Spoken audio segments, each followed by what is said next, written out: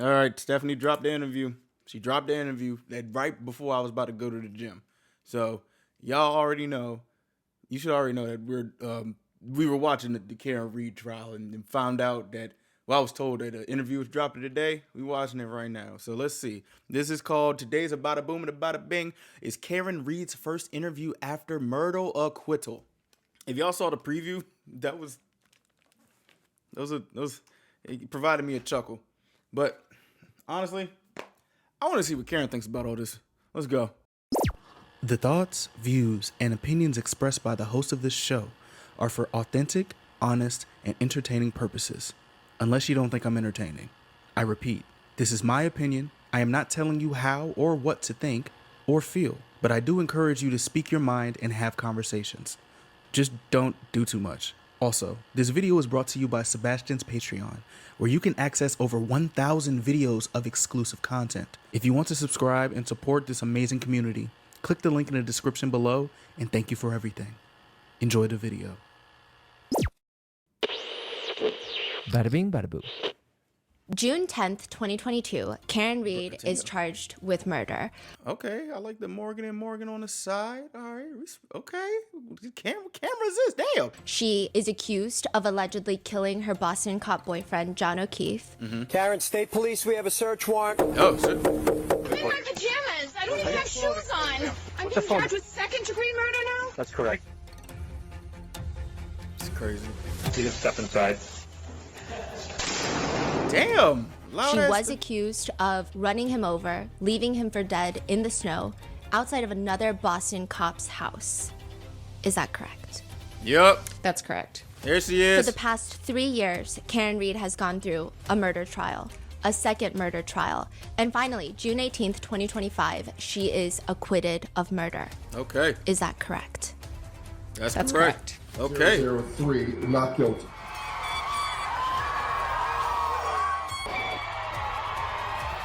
Throwing a pink And up. this is her first formal sit-down interview since the acquittal.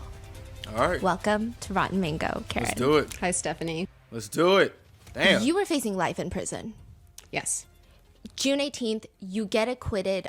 What is that feeling in a way that's comparable to something someone watching can understand? It's probably the opposite of what someone watching would assume I felt. I am still not quite living in an acquittal world. Really? I thought I would just bounce back like on a spring. It hasn't been that way. I don't quite understand why. I'm trying to understand why I haven't felt more celebratory. And what I think is that I lived with some very singular emotions, fright, anger, and anxiety. It was very intense. Every waking hour, every hour, I thought about my freedom and if I could lose it. Bro, the thing about this is like, sometimes some people will be like, okay, you went through this, now get over it. Sometimes you probably can't. You know what I'm saying? Like she's saying she like was trying to understand why she doesn't feel as celebratory, and it's like I can understand why if she isn't. Like the 3-4 years of just mess, that can fuck you up, bro. That can really mess you up. So it's like I'll be like, take your time as much as you can. Don't rush nothing. Don't rush nothing. You got this, man. And those feelings just don't disappear when a jury foreman says not guilty. I mean, there is, of course, relief, but I don't just wake up the next day and I'm living the life I lived 5 years ago. Right. I Right. That is true. felt my grief was being replaced with anger that was then driving this adrenaline. And I woke up every day with a real purpose, and I was appreciative that I was free to pursue this purpose. And then all of a sudden, the purpose is gone, thankfully, but I don't have a routine to go back to. It's not there anymore. I don't have a job. I don't have a home anymore. And I'm just kind of in no man's land. And That's crazy. I still have moments every day, very brief, like a nanosecond, where I think of something. I need to tell Liza Little this for this witness, or if God forbid I'm ever convicted, I need to make sure I tell my mother this, or it's over the feeling as soon as it starts. But there's definitely some synapses in my head that are still thinking trial hasn't happened yet. It's like when you get ready for the holidays and then you think, wait a minute, did Christmas already happen? It was all this anticipation, and then it's over in a couple hours and you unwrap presents, and it feels like that. Like I have to ask myself, wait a minute, it's over, right? It happened. I don't need to worry about this anymore. But there's this big void in my body and in my mind that, and physically, and what I was doing every day that I don't quite know how to fill. It's, I just feel like a fish out of water. It's weird. I would say shout out to Stephanie. First things first, as I always do. With one, getting Karen Reed on here, and two, like letting her just get her stuff off, bro. Like honestly, like the way that they were like trying to like paint her is like she's just like this complete monster. And they really tried it. They really tried it. It's like it's really, I'd say it's is it refreshing the right word to say? It's like refreshing to hear her speak about what she went through instead of other people trying to speak for her. Like she actually can say what's going on. And it's like, bro, like, yeah, you could be like, yeah, girl, you free now. Okay. But like, yo, it's like, yeah, my freedom is here, but what about everything else? Can we talk about everything else? You know what I'm saying? Shit, can we still get justice for John? I mean, that's something I was going to ask. It's been like 6+ months since the acquittal. Obviously, you don't want to go back to trial, but Right. every day you have to get dressed. You have a mission. There's urgency. Was there like a wave of emotions that hit you after the acquittal that maybe you were suppressing during the trial? The acquittal feels like 3 years ago.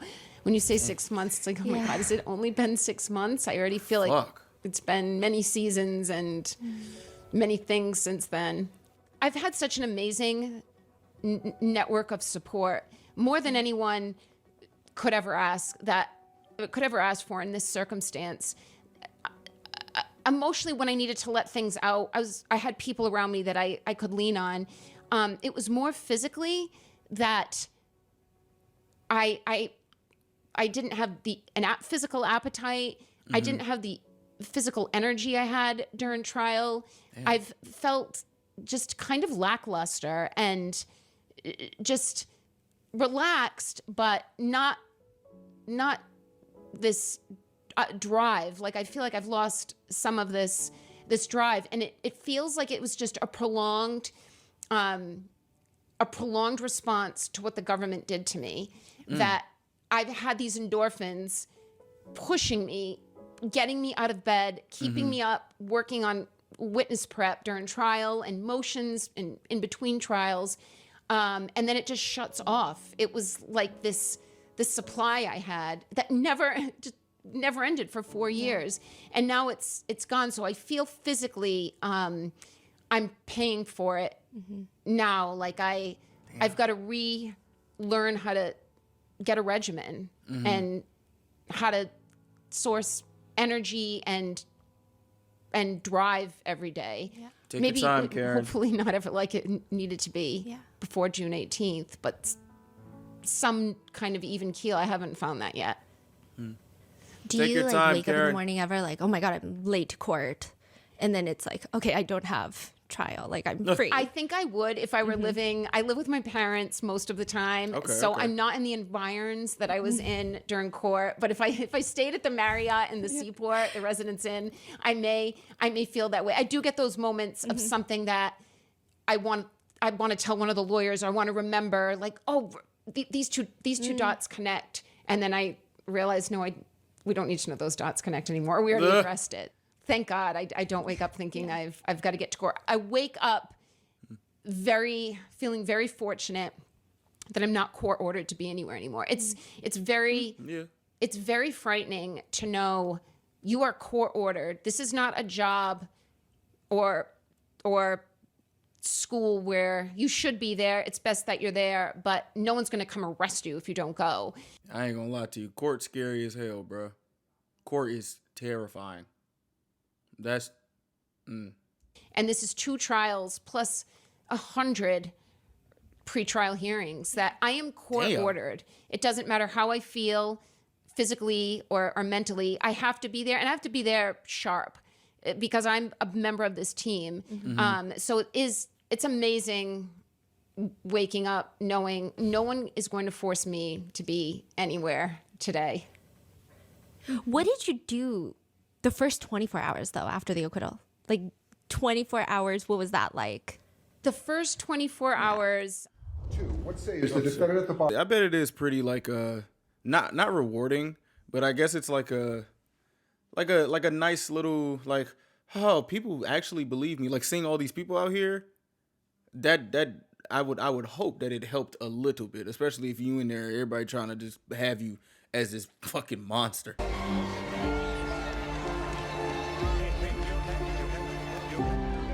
I spent the whole ride back to the hotel. We were hearing from people at the hotel that the press and the neighborhood were already starting to gather in the parking lot. The hotel we stayed at was like a boutique style residence in a very lovely neighborhood in Seaport of Boston called Fort Point. And the local businesses, the restaurants, there was a residential building just across the street from us. It was almost the size of an alley, a very narrow street. And coincidentally, when I was in my 20s, I lived in that building. When we came back from the hotel, we tried to lose the press a few times, and I think we ended up going in a side alley door to the hotel. But I went to my room. David's room was below me, and I looked across the alley, and there were residents in the apartment building next door that had put congratulatory signs in their windows. Somebody put something with Yannetti's name. They must have known David, because it was only, well, I guess Alan was up in a corner as well, but it was a window directly. David was below me. It was right adjacent to David's room, but FKR or congrats Yannetti.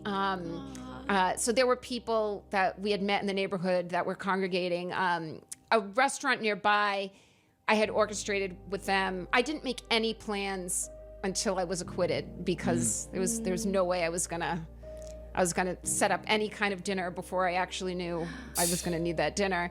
So I called a restaurant in the Seaport. They gave us a private room. We had been there a few times during trial, and they were amazing. No one knew we were there. And it was my immediate family, my cousins who I'm particularly close to, and my legal team, and my local lawyers brought their families. And that was a very long 3-hour dinner. It was very... 3-hour dinner, damn. It was very overwhelming. My phone was blowing up. I wanted to decompress with my parents. I barely even got to speak to them. And the waiter's coming over and asking if I wanted to do a la carte desserts. And I'm like, I just really want to go back to the hotel and lay on my bed.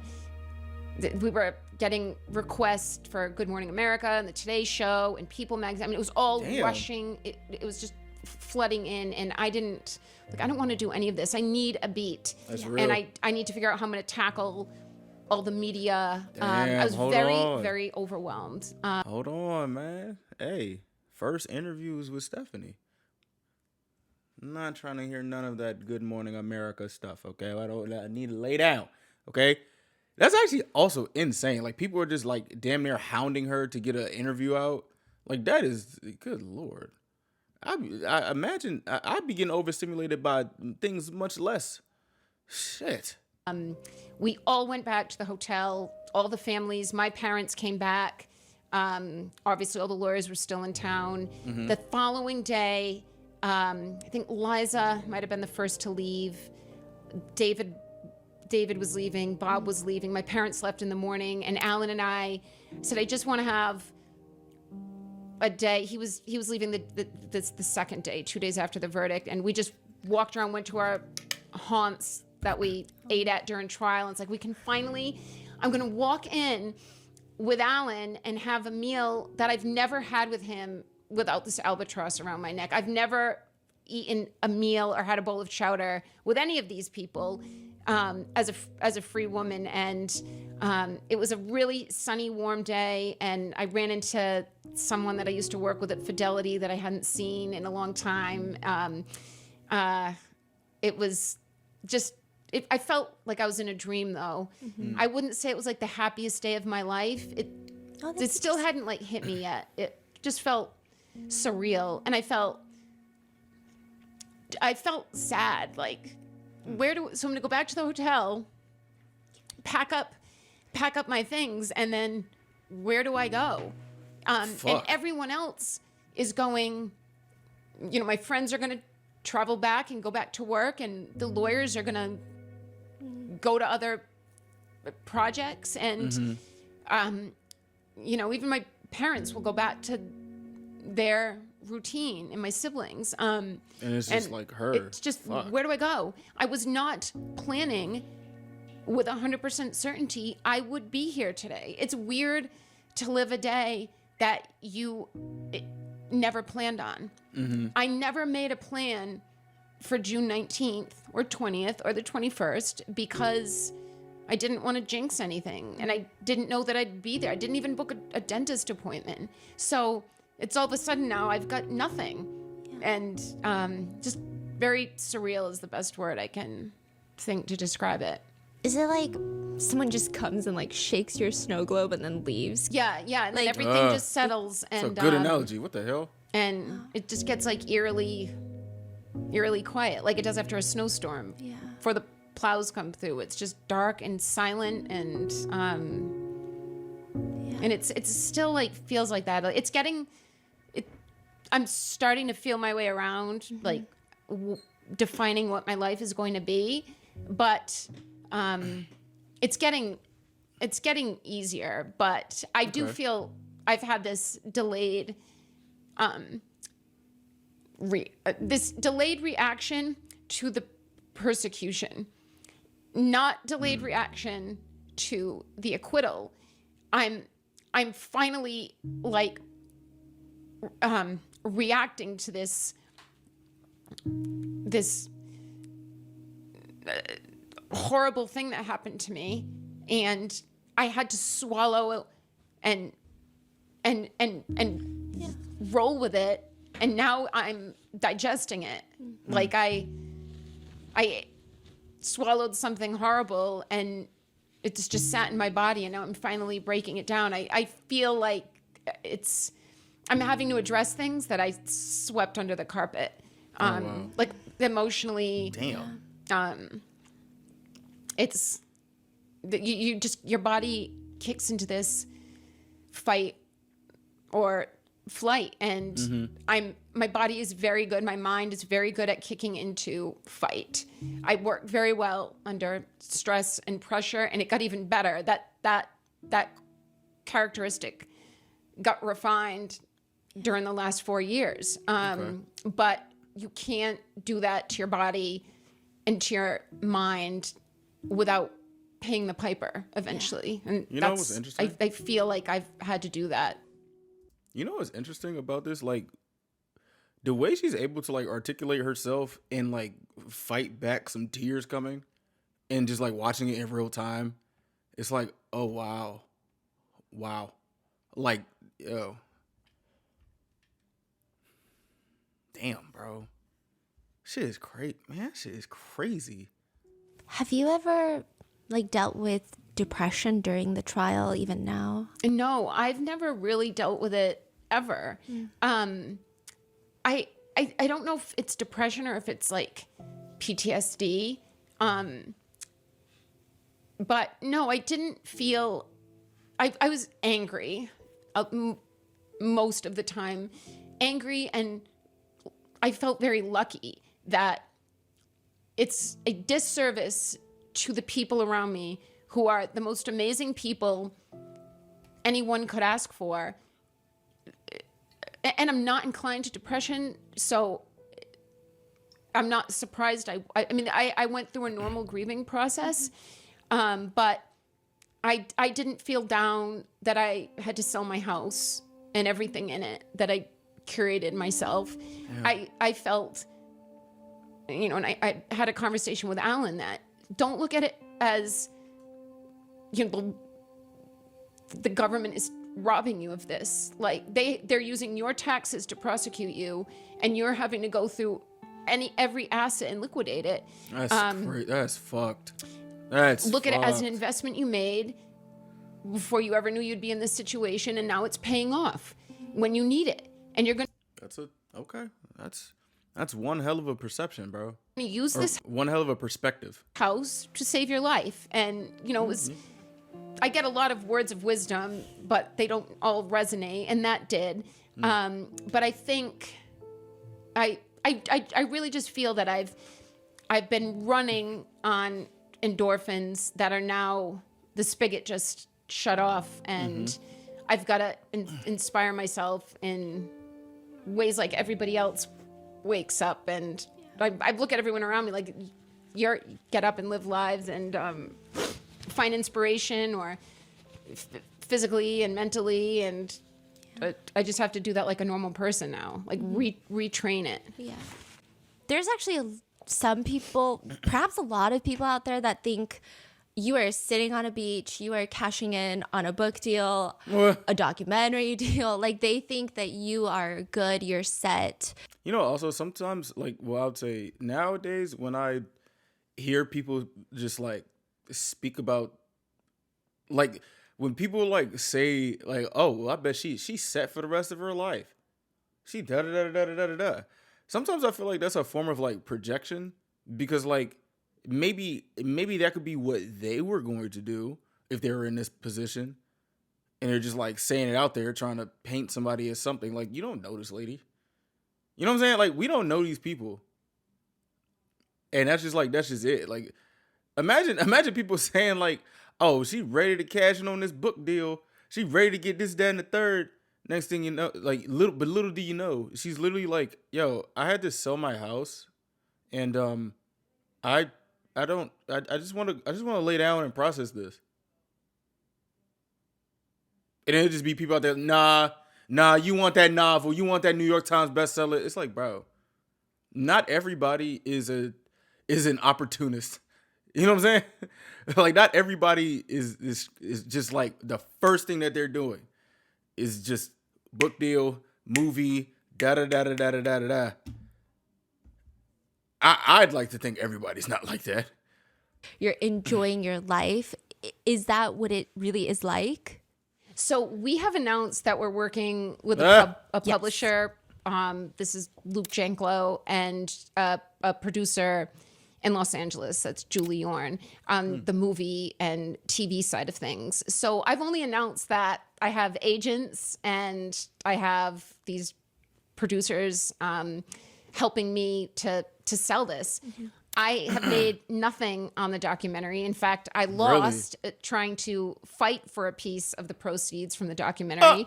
I went into the documentary thinking that there was this Son of Sam law in Massachusetts, which prevents defendants from profiting.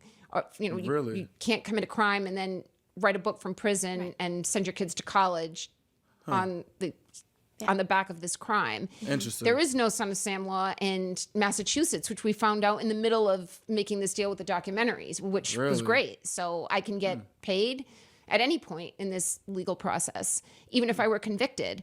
Okay. We were not paid. I was not paid. No member of my team was paid anything from the documentary. It was very legally involved. I believe I was misled and taken advantage of, and they do that sometimes. We gave the documentarian our all. I did not see the documentary. I watched the end of the final episode. I don't know if there are 4 or 5.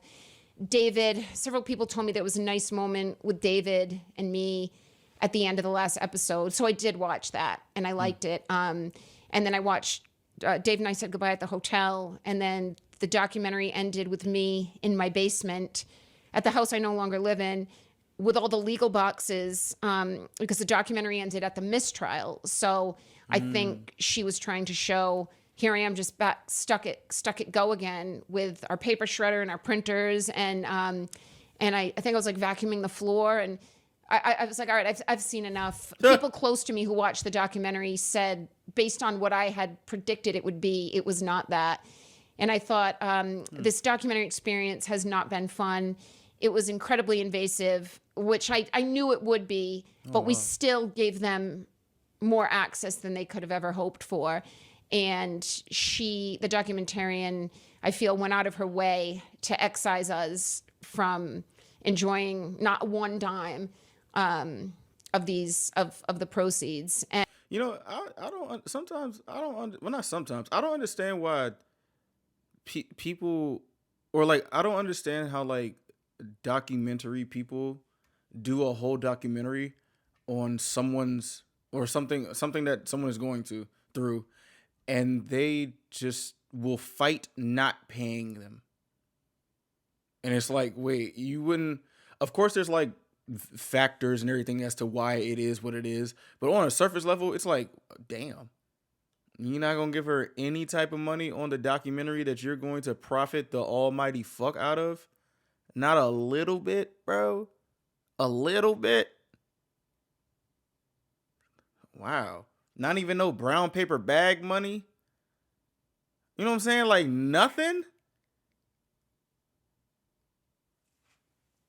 Fucking hell, bro. And based on what little I saw and what I've heard of the product, I don't need your money. You okay. know what you did. Oh. You know what we gave you every day. My family, you were in our living quarters. You were in the SUV with us every day. Oh, wow. You know what we gave you, and you know what kind of story you had from us, and you used us. You know you did. Damn. And Give her her money, I man. wish just never to cross paths with you again. I will. She is pretty graceful. I ain't gonna lie to you. You know me, if I was in that seat, I'd be like, hey man, fuck your money and fuck you. You know who you are. Appreciate the gracefulness. Tell my story with more control. We don't have a book deal. I think Alan and I will be co-authors on a book. There will be no book written by someone, even with just some creative input by me. It will be written by probably 3 people, a professional, and then Alan and I will be helping to tell the story. So Respect. I want this to be a story about corruption. I want to have some impact on the state where I've lived most of my life and where my family's from and where we battled this. I want to make an impact on what people think about politics, about the government, about the dangers of a one-party political system, which is what Massachusetts is. It's not about liberal or conservative. It's about being one party from the founding of that government with no competition, no checks and balances. Damn. It becomes almost anarchy like it is now. We've got a district attorney who has a war chest despite not having any opposition.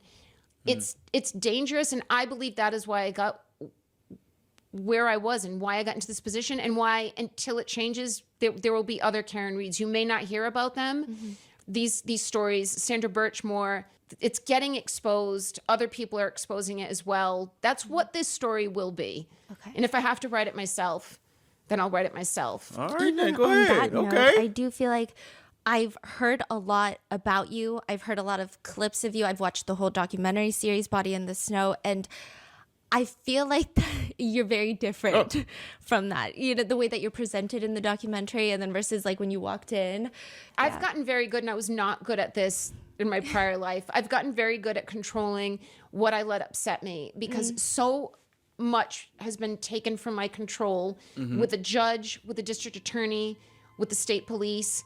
I've been arrested. I've had my home 2 years later searched for electronics. Once someone comes in your home, you have no safe place anywhere. That is true. They've been in my parents' home. They've been in my house 3 times. Damn. So I've had to learn to control what I can control, which means not falling down a rabbit hole on Twitter, not reading comments on a video on YouTube. And I knew I had an idea where this documentary was going before it came out. We ended the relationship with Terry the documentarian on a very bad note, over money, of course. I had former students from Bentley. I had former colleagues. I had friends that traveled on their dime to interview for this documentary. These are people who knew me in all sorts of facets of life that I was then told those interviews didn't make it in. They didn't What? make it in, yeah. But Nigga, what? John's sister-in-law, Nigga, what? What is wrong with these documentary people? What the hell, Terry? What the fuck, Terry? Damn. who to the Niggas traveling for an interview and didn't make it in.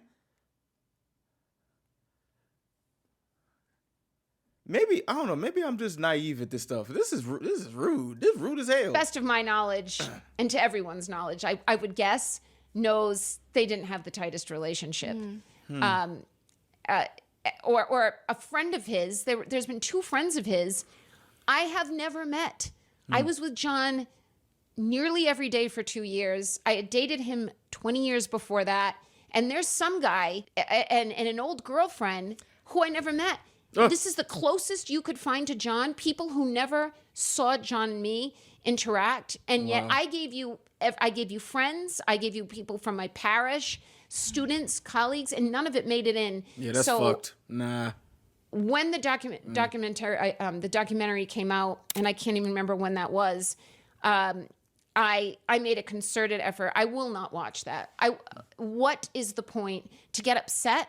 Because I know what didn't make it in, and people come up to me all the time that I saw the documentary. It was, wow! What a story it told, and I can't believe what you went through. But my family and friends that saw it, no one's raved about it because they don't feel it portrayed me. Bro, she's still getting fucked over after this damn trial. My gosh. But I'm not surprised I was cast in a light that is not realistic. Yeah. Oh, wow. Okay.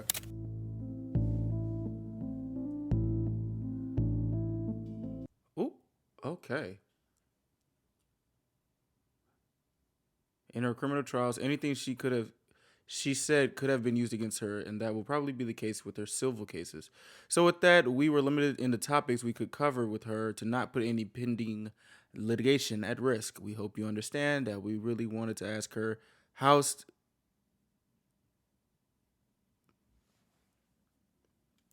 why I like you, Stephanie. Okay. Never change.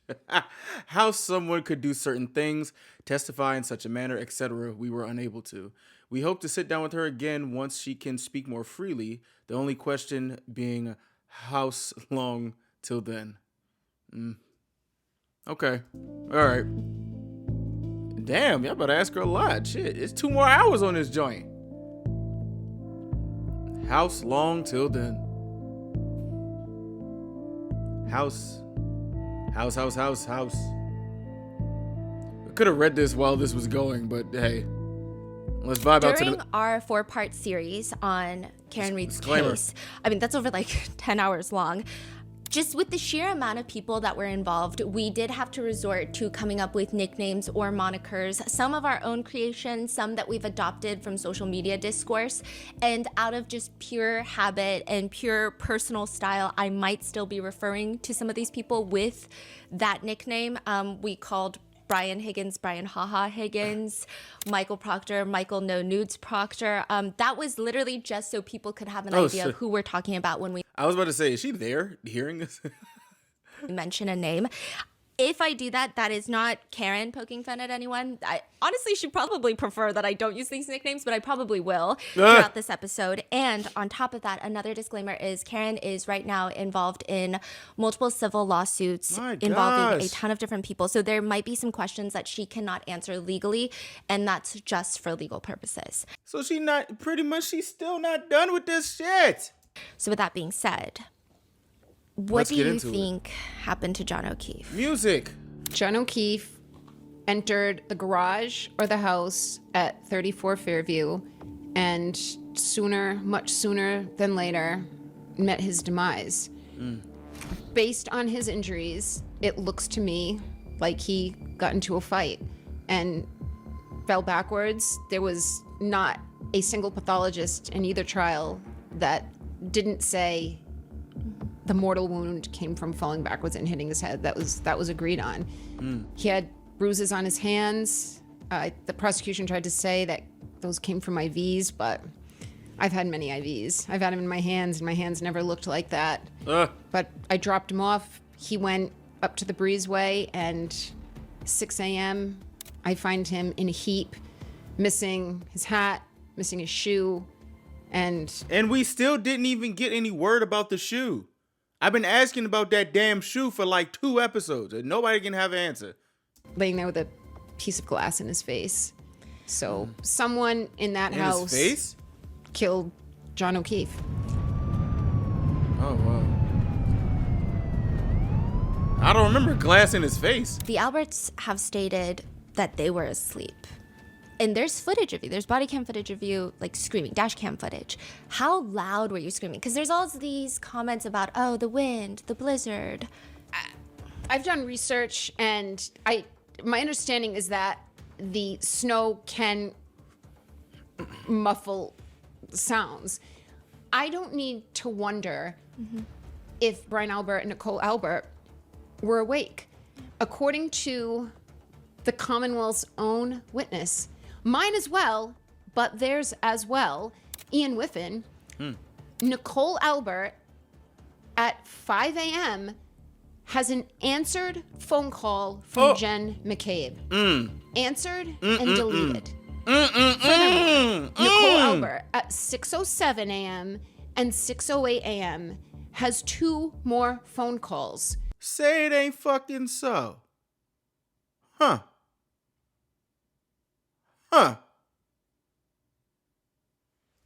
Each lasting about 7 seconds, from Jen McCabe, answered and deleted. This is not conjecture. This is not my theory. It happened. This is in the data.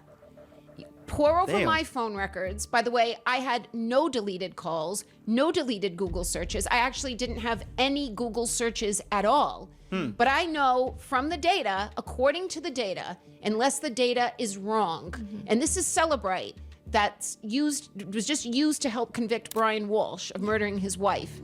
The same Celebrite used by law enforcement globally is telling me that Nicole Albert's phone answered a call from her sister at 5 a.m. and then 2 more at 6 a.m. So that would lead me to assume that Nicole Albert was awake. Well, at least Nicole was awake. Have you guys ever tried to recreate the quote-unquote butt dials? No, because it's not possible. It's not possible. I have called people, and we jokingly, my friends and I, and my family and I, we say butt dial when we mean, like, I may be scrolling through my call log, and I accidentally activate that name and it calls, or someone sent me their number on Instagram and I went to press it down and copy it so then I could save it in my contacts and it called them. And then I'll say, haha, butt dial. But it wasn't an actual accidental phone call made while the phone was completely inert. That's what they're saying butt dials are. Even if you're able to inadvertently make a phone call, they're all doing it in the middle of the night. All of them. Higgins is saying he made a butt dial. Brian Albert is saying it was a butt dial. Well, it's kind of like a butt dial. I believe I used the word butt dials. Well, I used a phrase that people commonly used as a butt dial. Not just a butt dial, but a butt a but answer and a but hang up on both ends. So you're saying you So you saying that your ass is alive? They doing all that shit. A butt dial, butt answer, butt. You need to calm that butt down. That's what you need to do. It's just that shit out of control. You got no control over your ass. Like what? Like what are we talking about? Everybody butt dialing. Everybody ass is just alive, huh? accidentally called him. He accidentally answered. He accidentally hung up, and then you accidentally hung up. Yeah, like what? Jen McCabe said the slew of phone calls to John at 1:45, between 12:30 and 1 o'clock, she had over a dozen phone calls to John. She's claiming those were all butt dials. So she was just clapping her ass on the phone. Just sitting on the phone, back and forth. Please. What are the chances these people who were together all night are engaging in, if you count them, somewhere in the neighborhood of 20 butt phone actions? Answering, dialing, hanging up. They appear, they meaning the Alberts, McCabe's, and Higgins, appear to have kept it simple and agreed to several mantras, and just those mantras. One of them was butt dials, and the other, I don't recall. Or not that I recall. I don't remember. I don't recall. I don't remember. I don't recall my interview. I don't recall. I do not recall having. I don't recall. I don't remember. I don't remember if I was tired. If they were coached, it was smart. Keep it simple. Was it? Because when they start to add details to their renditions of what happened that night, they're completely inconsistent. Brian Higgins said his Jeep was parked in front of the house. He backed it up. He had a plow. He went into great detail, and he jokingly plowed some snow for Brian and Nicole to pull in, and then Matt and Jen, and then he V'd out and pulled in front of the house by the mailbox. Yet Jen McCabe didn't see the car, and she was apparently on night watch at the front door and never saw a Jeep with a plow, which is something memorable. Right. Ryan Nagel, Ricky D'Antono, and Heather Maxson were behind me. They never saw the Jeep. So my point being, their group thought is simple, but as soon as you require details from these people, their stories are all over the place. Do you think Chloe, the Albert's German Shepherd, is still alive? This is the question I get asked the most, is what happened to the dog? And I realize I do not have a dog. I realize this is where society is a lot of us love dogs more than we love people, or just as much. But I get this answer, this question constantly. I have no idea what happened to Chloe. Based on what I know, I would guess the dog is dead. I don't believe it's the dog they claim it is up in New Hampshire. We asked for proof, and all they gave was animal control vaccination records. What? But I can literally go to animal control and get a copy of the vaccination records. And this woman in New Hampshire, who we have no address, no phone call, no phone number for, she's claiming this is the dog. This was his birthday, and this is his vaccination. Well, anybody can get that. At what point in the investigation did you feel like, okay, this is not an investigation into a tragic accident? I'm being framed. Like, what is there a specific moment it hits you? So they had my phone in my car within a half hour of coming to my parents' house. So they left my parents at 4:15 on January 29th. They took my phone and they took the car. I was hoping desperately, this is a case of they've got the wrong guy. Yeah. I'm arrested on February 1st.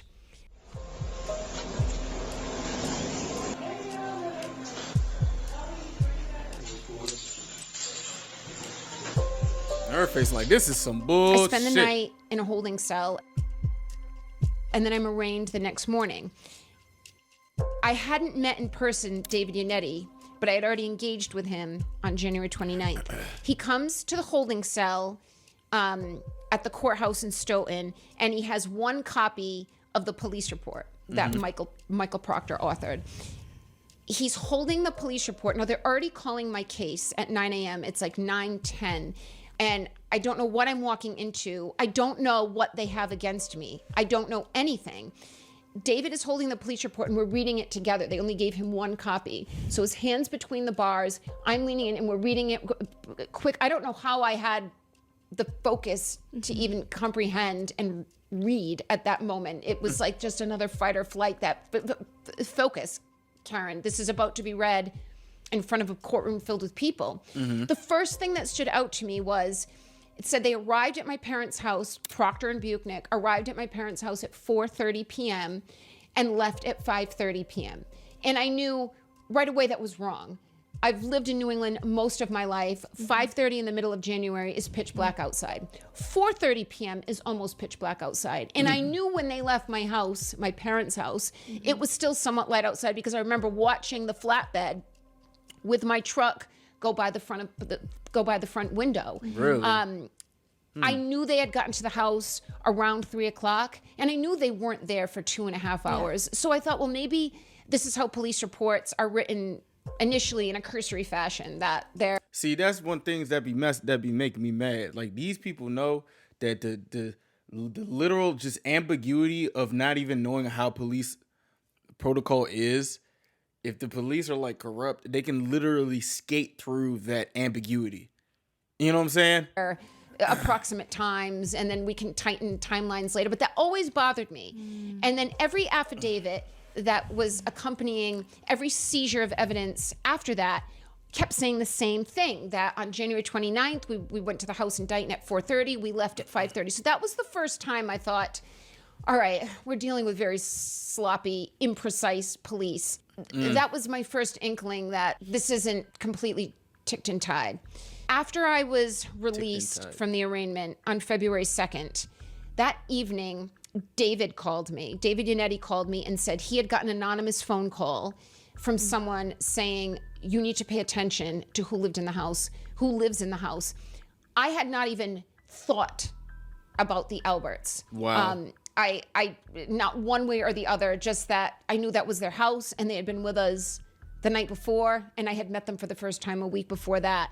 Oh, wow. So it was very early on. I've been lucky that very early on and at regular intervals since, I have been given gifts of information that helped buoy me. Yeah. I can't tell you, hearing that information from David, so of course, as soon as David says, this anonymous caller says, look at the owner of the house, I start Googling Brian Albert.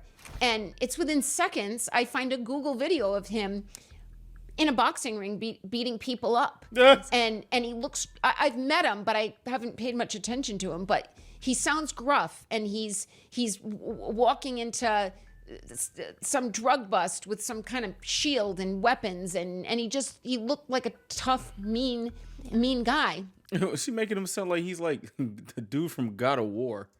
Mind you, though, at this time, I didn't know John's injuries in detail. When I found him, he had a cut on his nose on his left side, and he had a cut above his right eye. He had blood coming out of his nose, and his eyes were like eggs. But I didn't know if he had broken ribs or his femur was sticking out of his body. I mean, it didn't seem to be, but I didn't know if he had internal bleeding. I didn't know until I saw the hospital photos in May how obvious it was that this body was not hit by a car or anything like a car, and this body looks like it was beaten up. So it was every couple months. So we got that tip. We didn't get much. March and April of 2022 were very tough. Yeah. John was in my life so much, so thickly, and then he wasn't anymore. It was the only relationship I've had, and I've had many that, I'm 45 and I've been dating since I was a teenager, that ended with such finality. I can't call him when I'm out in Boston at 1 a.m. when the bar closes like I did when I was in my 20s. I can't miss him in a few weeks and say, just thinking of you, or can I drop by and see you? I've never been forced to deal with such finality. I've never had a death that close to me. So March and April were difficult. There just wasn't anything going on. We weren't getting any police reports. I still didn't know what they were using to charge me. That's crazy. She's basically in limbo. Like, she's basically in just some type of purgatory or something, and she can't even lean on her fucking boyfriend because he's dead. Like, bro, like this is torture. This is really torture. I feel really, really bad. And the fact that we know that she's still fighting more cases, like, damn. Terry, give her money.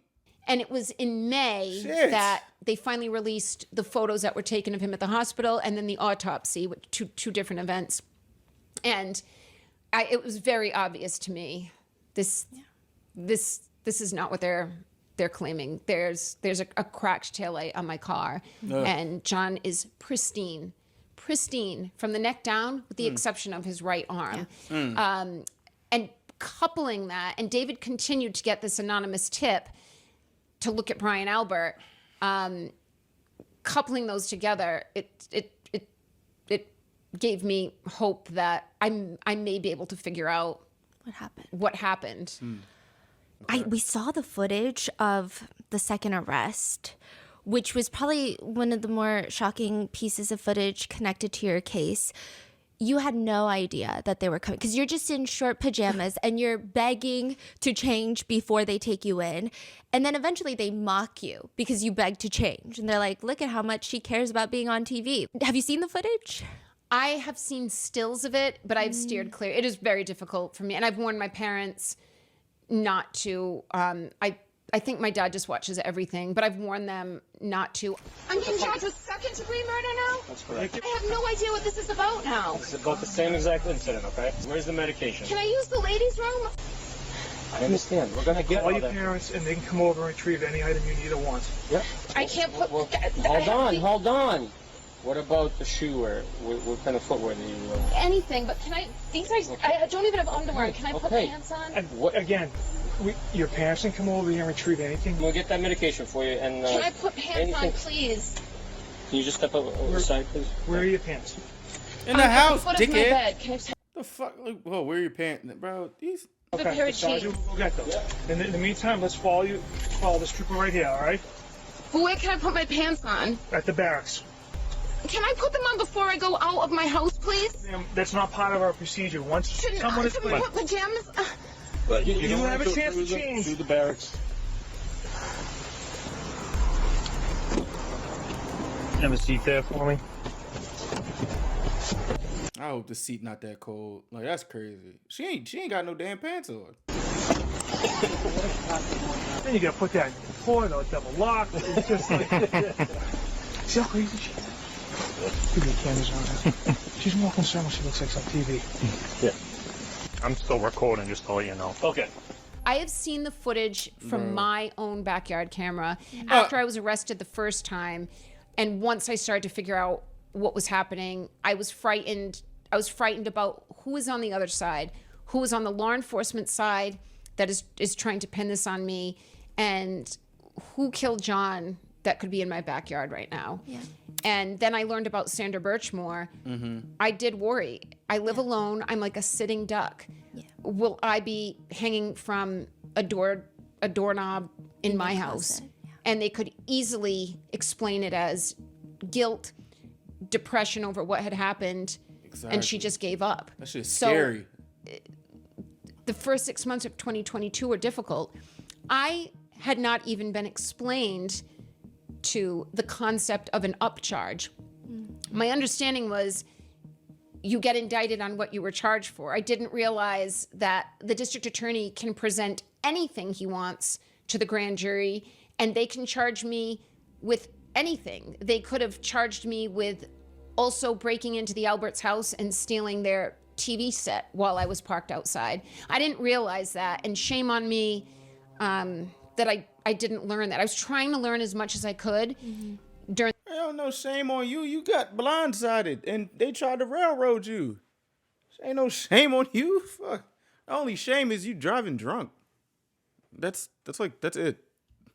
Stop doing that, please. In these months, I was reading a book every couple days just about the criminal justice system and defending yourself and how this works.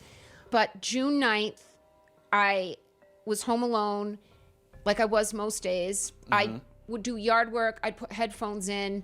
I'd wait for one of the lawyers to call. I had been mowing the lawn. I hadn't showered yet. I was wearing boxers, and I actually just had a tank top on. I didn't have any underwear on. And I came in from doing yard work, and I decided I was going to cook for myself. I mean, this was my catharsis. I would go outside. I tried to get sun. I did a lot of, asked my neighbors. I was out in my yard every day just trying to sweat, at least physically tire myself out so I could sleep at night. And I was cooking. I was trying to eat well. So I was making a pot of chili. I was finishing everything up. I had music on. Bro, that would have been so fucked up if she had chili and she had to go to... Bro, what the fuck? They really blindsided her, bro. This is so fucked up. And all of a sudden I hear voices. And I lower the music. scary I as go to hell. the front door. And my windows are open. My storm door is closed, but the screen is up. And I heard a voice say, "Let's do this in the back. There's cameras out front." What? I had a very clear, it wasn't a Ring doorbell. It was a higher end private security system, but there was a very visible camera over the front door. But I also had them 360 around my whole property. So I heard that voice, "Let's do this around back. There's cameras out here." I see two cops. I couldn't make out who they were, but I could see them walking around by the garage of my property, which kind of requires you to go down into the driveway. That's scary. Damn.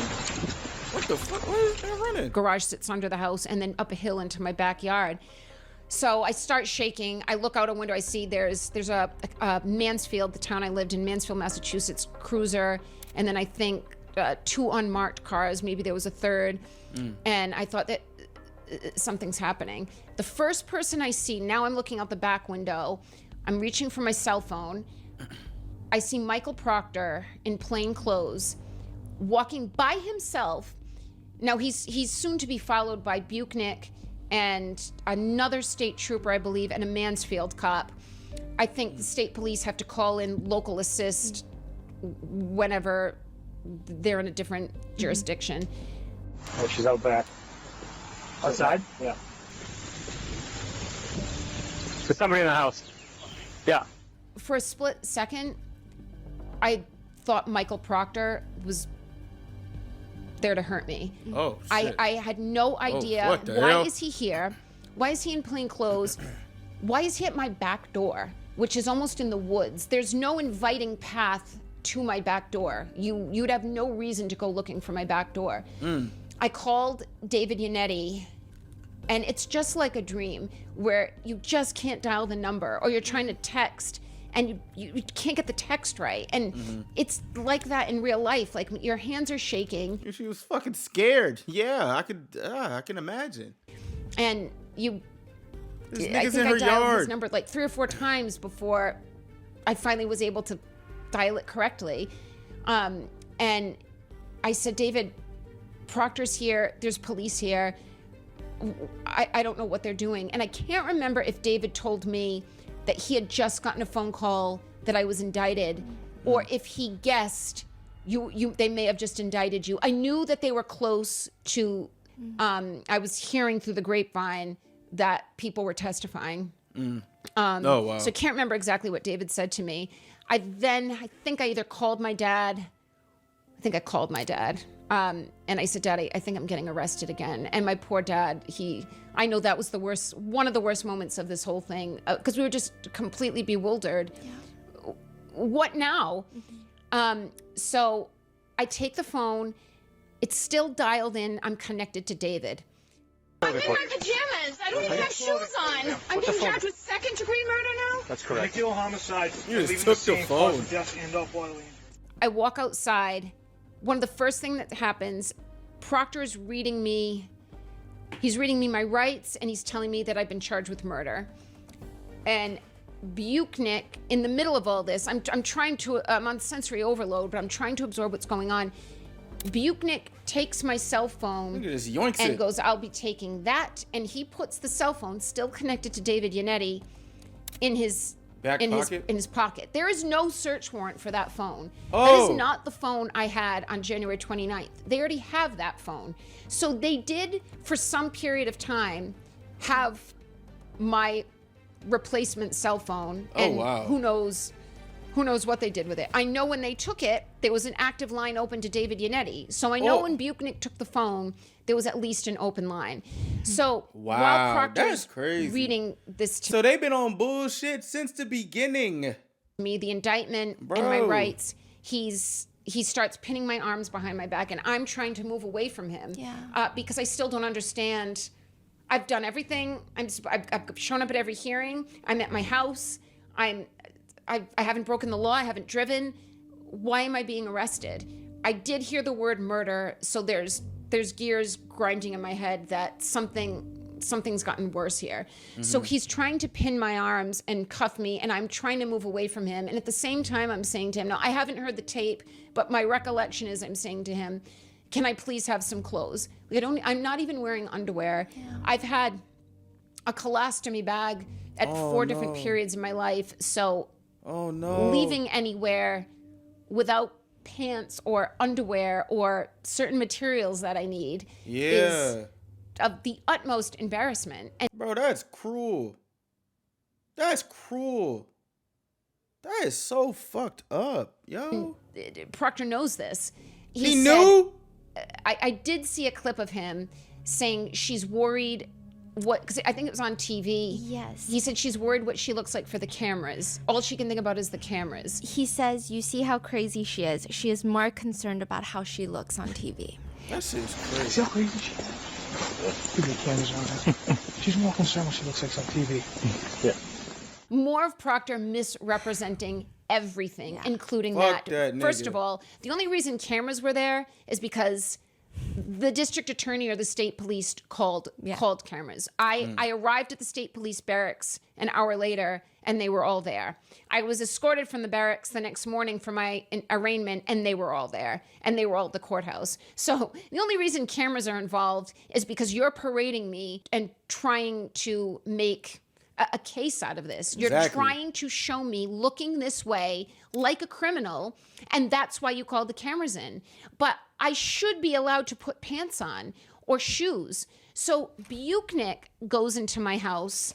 I see him on my own home surveillance system. He's in my house for about 10 minutes. I told him where my closet was, where the room was. I have a bunch of suits. Oh, don't tell me this nigga start perusing around her house. See, these cops, bro. Professional, wearing suits and professional attire my whole career. I have a closet filled with these clothes, and I directed him to that closet. He instead goes to the barracks with a pair of flip-flops. I don't know where he found them from. My Havaianas that I wear to the beach. The fuck? And ripped jeans that I had just taken off from mowing my lawn. They had holes. They didn't cover my ankles. I would never wear these jeans. The grass stains. All right, here's all her medication and shoe wear that she wants. I'm gonna turn off my camera here. I can't remember if they gave me the clothes to wear that night in the cell or if he gave them to me before I went to court in the morning.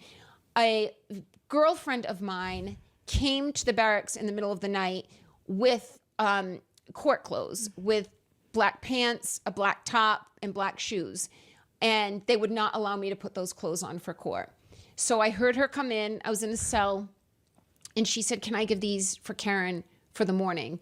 And they said something to her like, we can't guarantee that, but we'll take them.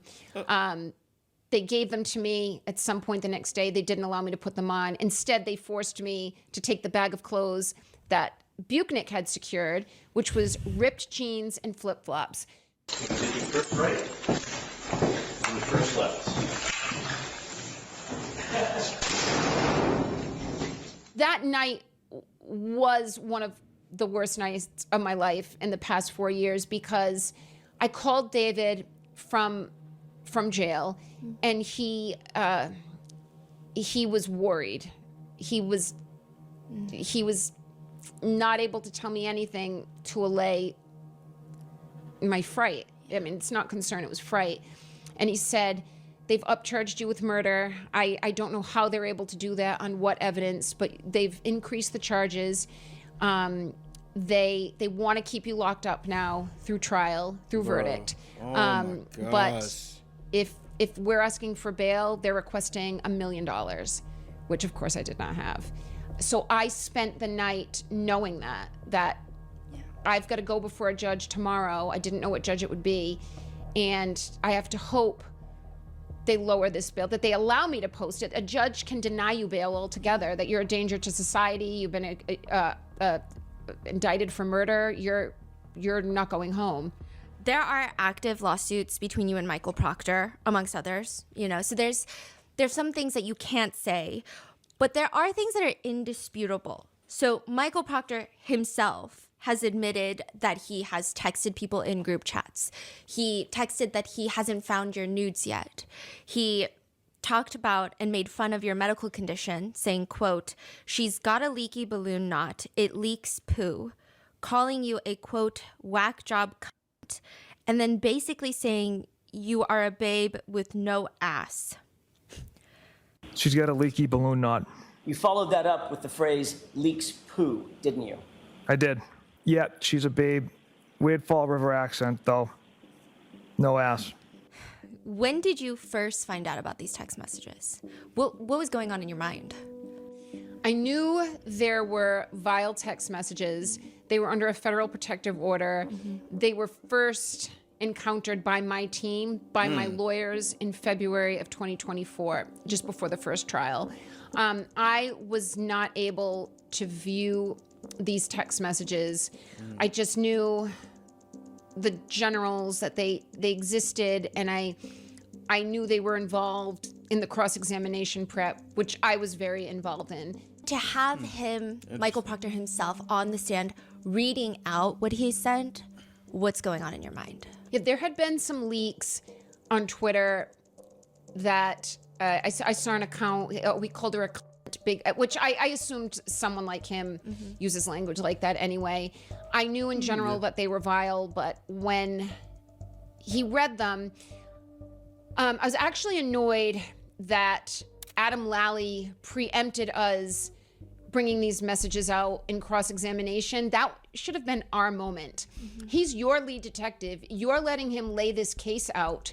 This is showing bias. And Adam Lally, and you always run into this issue with trial, that if the evidence has already come out, you risk the judge saying, Mr. Jackson, Mr. Yannetti, that's already been asked and answered. So there was this worry that Lally is going to let Proctor read the text messages with very flat affect. Oh, to like get ahead of it. And he did. You could barely understand. She's a babe with no ass. She has a leaky balloon knot. And next question, you know, it was by design. Let's get him out there and preempt the defense from getting it out there. Luckily, we were still allowed, and we made the biggest moment of it. I cared more about his lies. What he said about me and my anatomy, it's disgusting, but it did not embarrass me. Michael Proctor does not have the ability to embarrass me. In fact, I have all that I have in my life right now, and the love and support and new endeavors such as this, and meeting people like you, ironically because of Michael Proctor and what he tried to do to me. Joking about my apple. I mean, But, bro, that's I don't fucking even want to crazy. say it was a joke. He was talking about my rectum and that I've had rectal surgery. That this is a father of children, of boys, scarily. This is a husband of a woman, someone's son. This is a cop with power and carrying a gun and my age, more or less, and this is what this is his vernacular. That shit is A crazy. balloon knot and talking about my rectum. You're not embarrassing me. You're embarrassing yourself. And my medical issues, I've never been embarrassed by. I've struggled to deal with them in society and in intimate situations, but I'm proud of what I've had to deal with. And the more I talk to people and the older I grow, I know everyone's got something. No one's escaping completely in one piece as we age. That is true. I cared more about his lies, him lying so blatantly. Every search warrant, 9 of them, took the car at 5:30, Why? Because the CERT team, and this was another major lamppost in 2022 for me, was when I was finally indicted after the awful experience of June 9th into June 10th. The floodgates opened, and now we get all the discovery. And a cousin of mine who's an attorney, we agreed we'd get the discovery, which was thousands and thousands of pages. And we attacked it from, I think she went from the beginning to the middle, and I went from the end to the middle. And she's a lobbyist. She was working full time, but every night she went home. I worked on it all day. She worked on it all night. And she called me one night. This isn't about July. So I've been indicted now and upcharged for a month, and we're working our way through our discovery. I don't know what day. I would be guessing, but it was like a Thursday, a weeknight. She calls me at about 10 or 11, and she said, Karen, read the CERT report. This is the Crime Scene Services search team. It's an 8.5 by 11 piece of paper, and there's a whole box for a narrative about the evidence that was found at 34 Fairview, and there's only 4 lines that I needed glasses to read what they said. And it was that the first pieces of red and clear lens were found at 34 Fairview. I can't remember if the report said 5:45 or 6 p.m. And then all of a sudden it was, my light was not there all day long, because that was something I could not reconcile for months and months in 2022. But how did my taillight get there? How did they somehow find pieces of it broken at John's house from when I hit John's car at 5 a.m. And were they able to transport those? That's the only thing I could figure out. And I still didn't have an answer as to why he lied about taking my car at 5:30 when he... The fact of the matter is, like, yo, these people are literally lying, and she can't do nothing about it. I know, like, obviously that sounds scary, but, like, bro, like, dude, like, oh my gosh, actually took it and left. And these people, bro, I'd say thank the Lord that these people are this fucking stupid. And to, like, I would say think that they're so stupid. I'm not trying to say, like, thank the Lord that they tried to do all this bullshit, but I'm saying, like, the fact that they're so dumb, they just shot themselves in the foot, all of them. At 4:15, and it was that night in July. The CERT team did not find taillight until after Proctor had the taillight, and he had to get himself out of Canton at 5:45. If he's in Dighton at 5:30 in a blizzard, 35 miles from Canton, there's no way he can be in Canton with the Lexus and the Lexus's red taillight at 5:45. And it was just the biggest eureka of, more than the text messages, more than the butt dials, more than the phone and the SIM card cut up at the Air Force Base. To me, it was the cornerstone, because it just bothered me.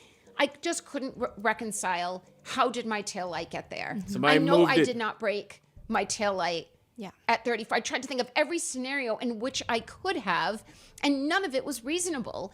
And then I realized that moment it was placed there after they had access to it. And the inverted footage. And the inverted footage. And the inverted footage didn't come for 2 more years. But when Proctor was on the stand reading the messages... He's a whack job. See you. Objection.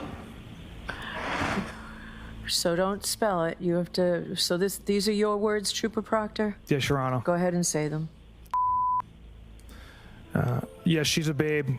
Weird Fall River accent, though. I'm going through his client's phone right now, correct? Yes, after the picture, sir, yes. Who's the client? I was referring to Miss Reed. He also called her retarded, correct? That is what's written. And that's what you read. I have no memory of reading that. What? I acknowledged him going through the phone on my Apple Watch. I have no memory of him writing retarded on a text message. Hey, you can't Did say you that. encourage that statement by Michael Proctor by liking it with a thumbs up? I don't know if it encouraged him, but so I cannot speak to But that. that's what you did. I acknowledged the text message being sent. How close did you remain in contact with Michael Proctor after high school? Very close. Could you read all of them, please? These are not my words. I'm not really comfortable reading these. Do I have to say these words out loud? I'll say the words, and I'm going to ask you if I'm reading accurately. Is that better? Yes. 11 p.m., 5 minutes, 57 seconds. Mr. Proctor says, from all accounts, he didn't do a thing wrong. She's a whack job, and then uses the C word to describe. Is that accurate? That's accurate. At the bottom, from one member in the group stating, oh, she's... So cuz is in the group chat. He don't use them words, but just let his closest friend just get this shit off. Okay. Skating? Yes. Mr. Proctor responds, 0 chance she's skated. She's effed. She's fucked. Yes. And then one person in the group says, no ass bitch. Accurate? Yes. That's accurate. Mr. Proctor, there's a response, laughed at, quote, no ass bitch. Yes. Somebody in the group says, is that chick a smoke? And then the same person follows up with a question mark. Accurate? Accurate. Mr. Proctor responds, E-H. Yes. Nutbag, as my chief would say. Yes. She's got a leaky balloon knot. Yes. Leaks poo. Yes. Are those the words of Mr. Proctor? They are. Did I read those accurately? You did. But you're still friends with him? I am. He could be a pig and I could still be guilty. That's why I wanted the focus of the jury to be on Proctor's lies and the actual framing and how was this orchestrated. Yeah. Good play, good and play, good not play. on the fact that this man is a vile pig who talks about people's rectums.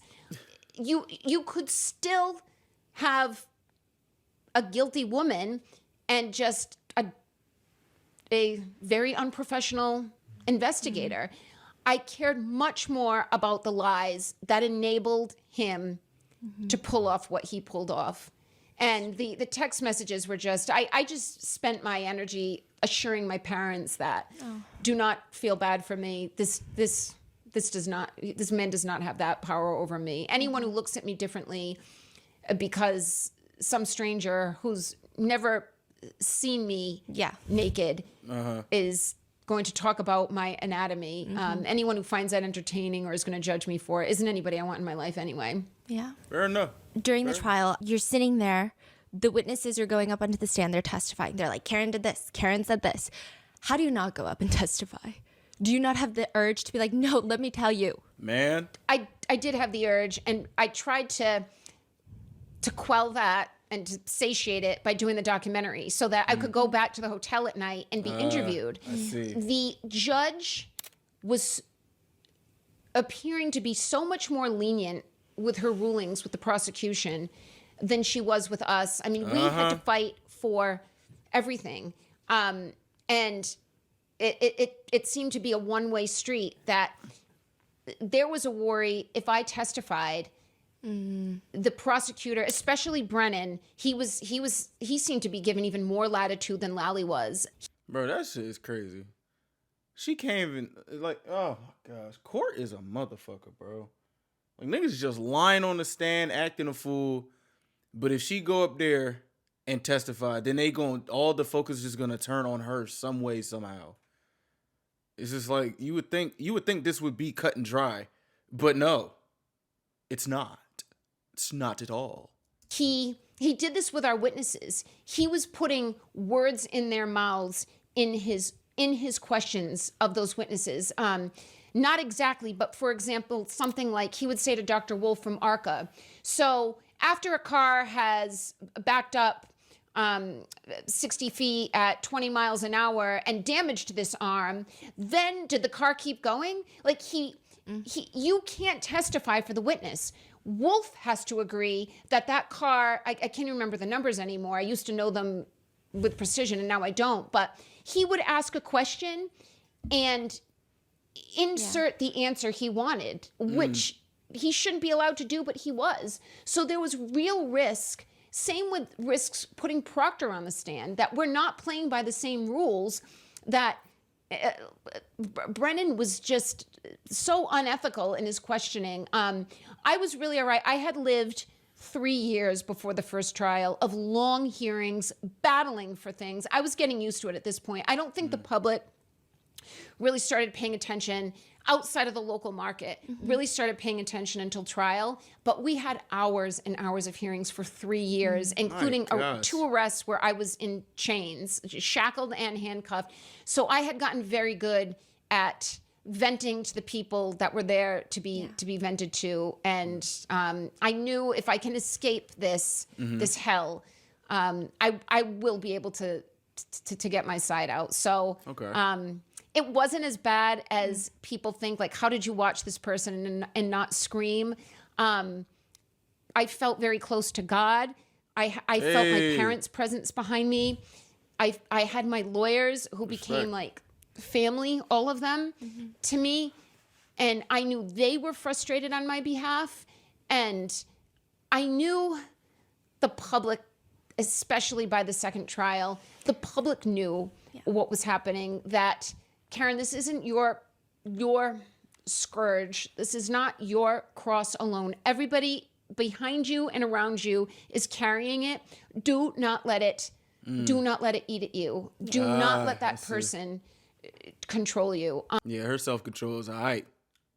That's some all right self-control, bro. And they were all so repetitive and so like one another. Like, I don't recall, and it was the defendant. And I wish I'd known. I wish I had gone outside. And there we go.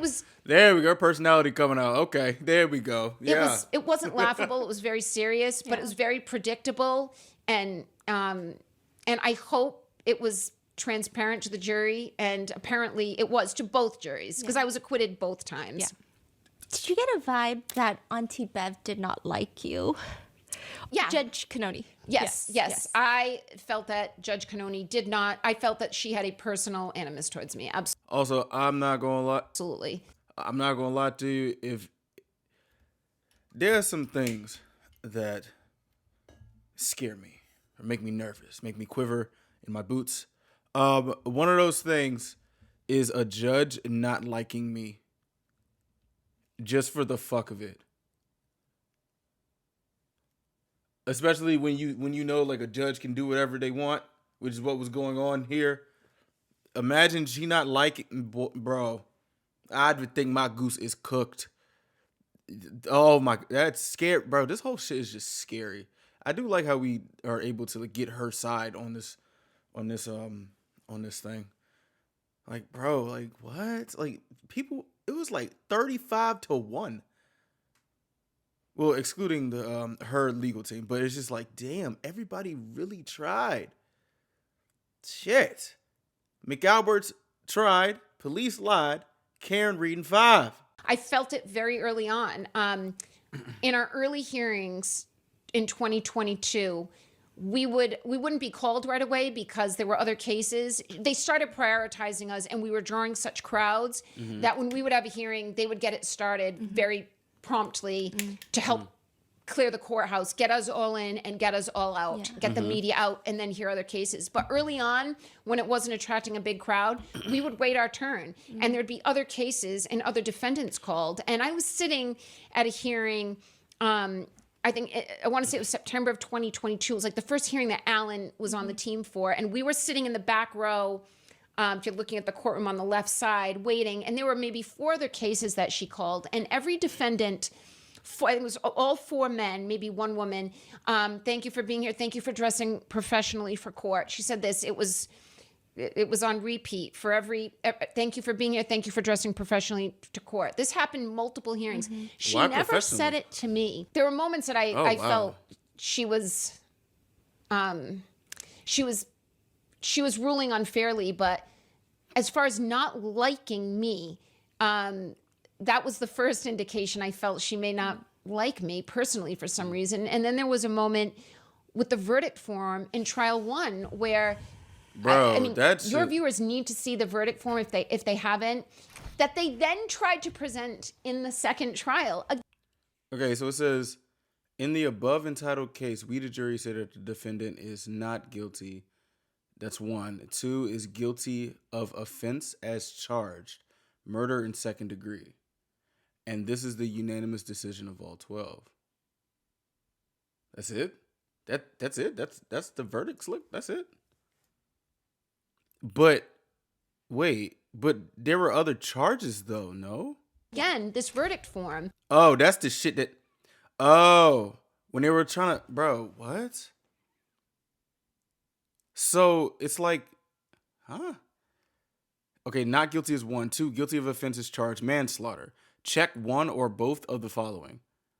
So pretty much what I'm trying to get at, I'm not a law professional, so please, we're learning about this in real time. So pretty much if they say guilty. So motor vehicle homicide by operating a motor vehicle under the influence and or, see, that'd be messing me up. That and or, I don't, listen, I forgot English class. Okay, it's like, oh, I've never seen this before. It had, just by setup, it had the word guilty 8 times and the word not guilty just 3 once. times. Or It's visually confusing. It's visually confusing, and it's prejudicing the jurors to think I'm guilty because they just see the word guilty so many times. Yeah. So Alan is arguing with the court and with the clerk that we want to revise this verdict form. And she's arguing this is how it's always done, Mr. Jackson. This is how it's done in Massachusetts. I mean, that was the topic of what was happening at the time. And she just kind of dismissed it. And we're done here. And I went, like, just like that. And she said, is this funny, Ms. Reed? Okay, I disagree with you. All right, excuse me. This is funny, Ms. Reed? All right, we're done. All rise for the court, Like, please. bro, go ahead. Lady in the back over here smiling too. Like, what the fuck is going on, bro? I think it was prejudicial towards me, the defendant, that she chose to characterize my exasperation as making a joke of the proceeding. Is this funny, Ms. Reed? My jurors and the media heard that. And You know, like something that's like kind of not throwing me off, but something that's always interesting is that, you know, when say like you're in school, right? And you have like a certain type of like, you know, nervous laughter is a thing.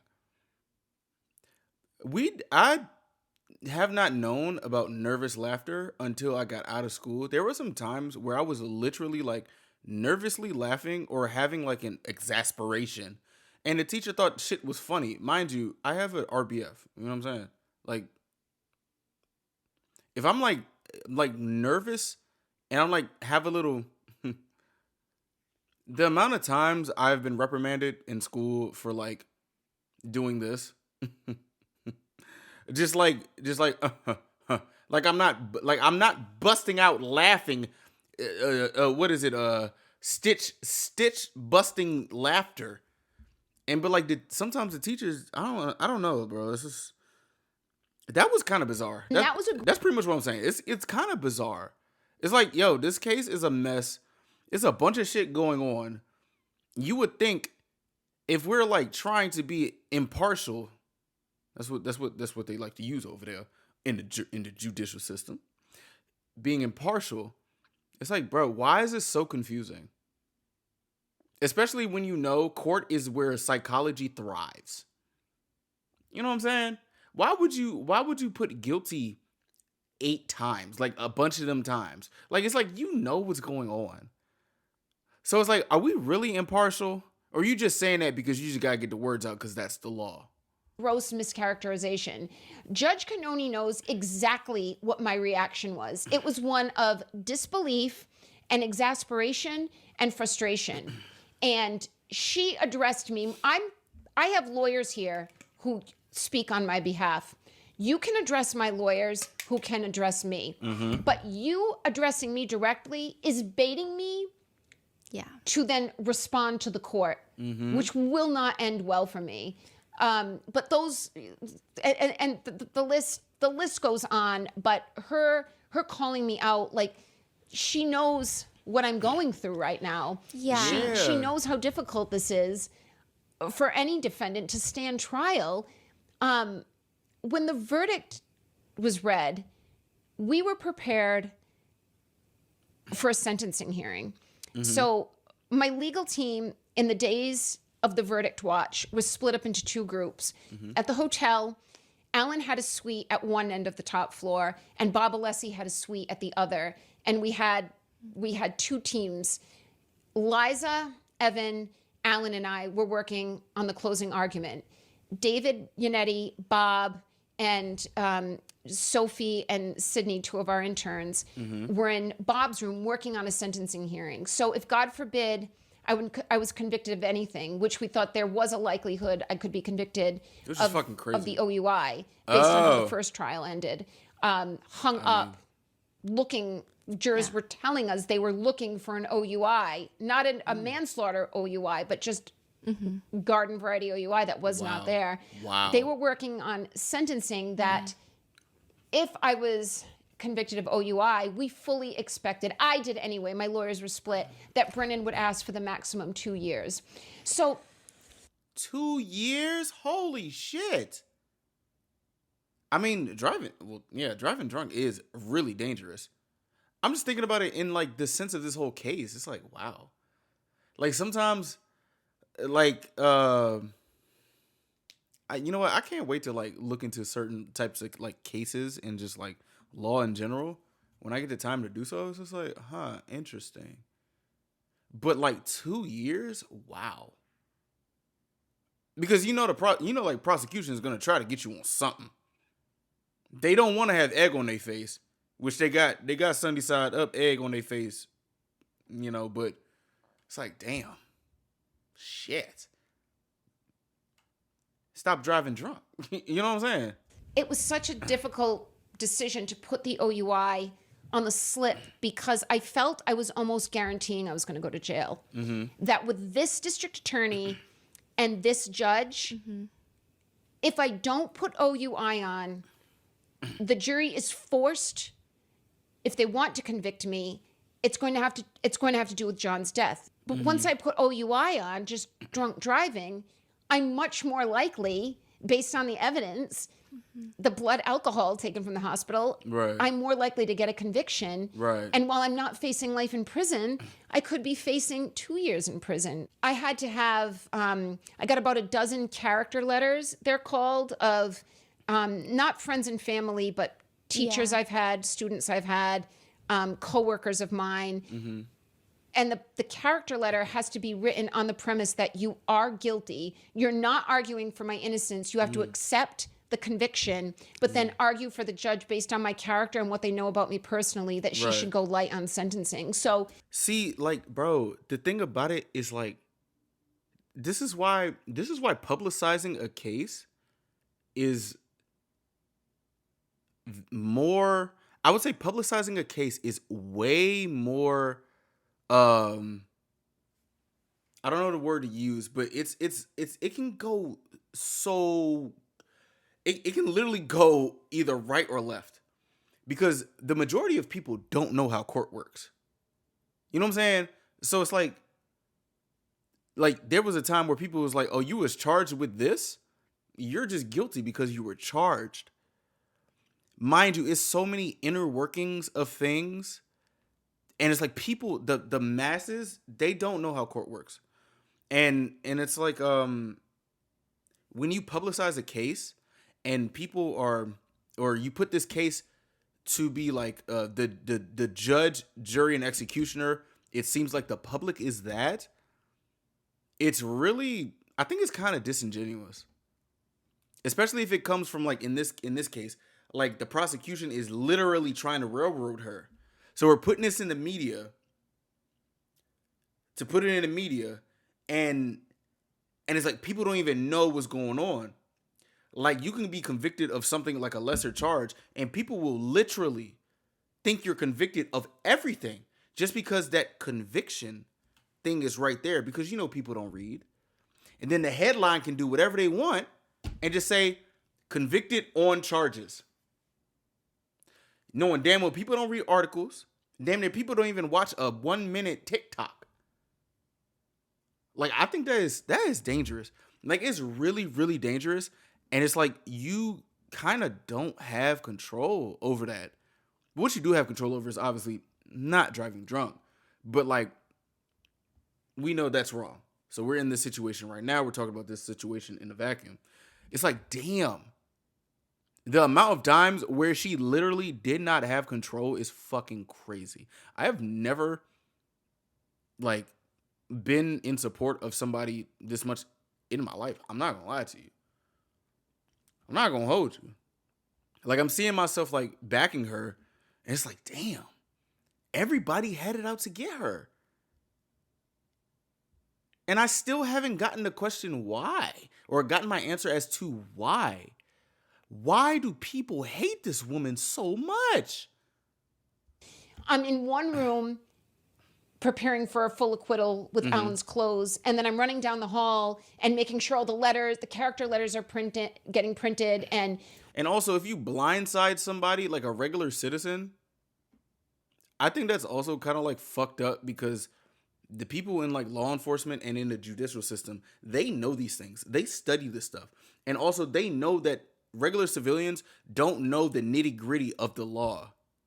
So it's like these people have the power to manipulate, do whatever you want, just for the simple fact that they got to get this case done. It's like police on the side of the side of the random streets where they know that it's a speedy roadway, but it's like the 27th of the month, and they got to get their quota. So they're gonna pick somebody out of this whole thing when everybody is going like 90 and a 70. They pick this one person who may be going 75. When there's people literally going 90, 95, 100, they pick you going 75. And they're like, the speed limit is 70. You're going 5 over the speed limit. I don't want to hear nothing about nothing. Right now, I got you. You're the one that got caught, so you have to deal with it. It's like, bro, goodness gracious. Damn. We just saw this damn RAV4 go 90 and on a fucking, like, it's like, bro. Wow. That's fucked up. And tax-paying money goes to that. Like, wow. What the hell? we have case law for the judge that this is a first-time OUI. What do you do for a first-time OUI? You suspend their license and they go to a drunk driving class. Right. If Brennan, which we expected was going to argue for jail time, we had to have a robust motion in opposition. Why not? So the verdict is read. So they was about to give her 2 years off of first offense?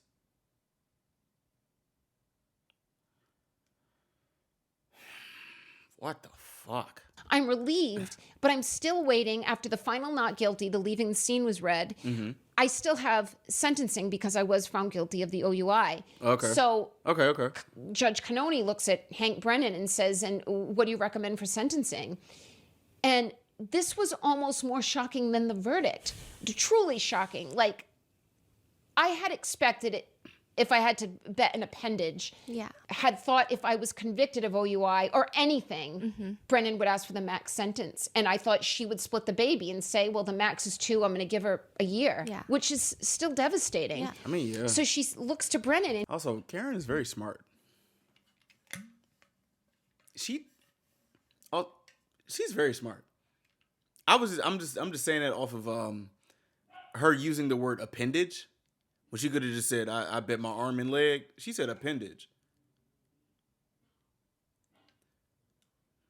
I respect it. You know, I do like people who use certain type of words. You know, it's blame my grandma. But, okay, he says, the Commonwealth recommends 1 year probation with a suspended license. And she looks at him and says, same as every other first-time offender. And he goes, same as every other first time. Okay. And it was like the most charitable thing. Actually, not even charitable. I'm miscalibrated. It was fair.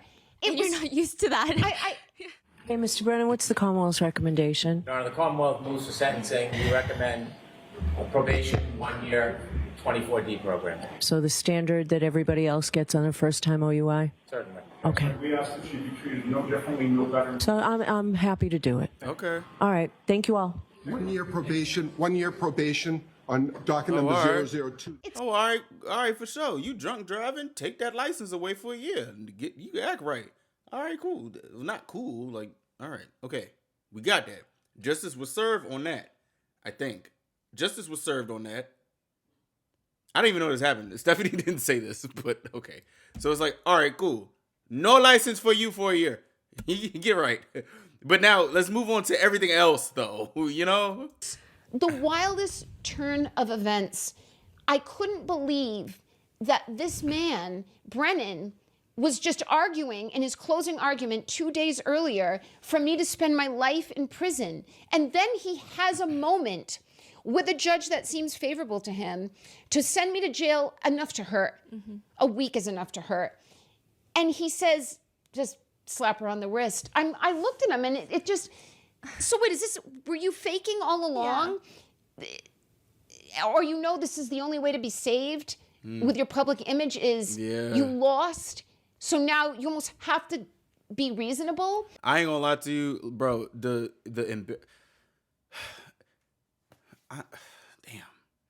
It really sucks that somebody's life can be on the line for... Like, somebody's life can be on the line in a trial, and if the prosecution damn near embarrasses themselves, they'll start searching for a conviction in whatever way they need to, just to save face, just to not embarrass.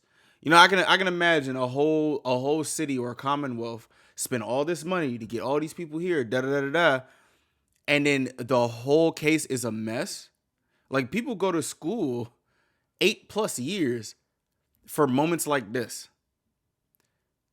I can see why that Brennan guy was like, bro, we're gonna get you on something. Like, we're just gonna get you on something. It's not right. It really isn't right. Like, I honestly don't think somebody's life should get thrown away because of someone's ego. You know? Like, nobody likes to be embarrassed. And one person or one entity that does not like to be embarrassed is the state trying to get you on something. They're going to try to get you on something. Like, that's crazy. But this is just it just felt like a big game. Yeah, it is. They call in the jury. They're about to read the verdict. They stuffed the courtroom with court officers. Like, this shit is crazy. Like, this is supposed to be the most serious stuff ever. Court. And you come to find out. Also, I got, like, lawyer friends and, like, or criminal justice friends, It's like, this is supposed to be the most serious thing. And even in that, people play games. Even in that, that's a performance. It's like, wow. Real life is real, but also unserious at the same time. It's just like, are you picked to be the serious one or the unserious one? And then you have to answer to that selection in real time. Because if I'm guilty of, if I'm sentenced to anything requiring incarceration, and if I'm convicted of murder, right, I'm getting cuffed right there on the spot. Real I shit. can't reach behind and squeeze my mother. I can't hug one of my lawyers. It's over, and I'm walking out the back door. So they surround you, and to prevent any outburst and to control me, and then in the blink of an eye, it's, just make her go to a DUI class. And like, imagine the whirlwind of emotions.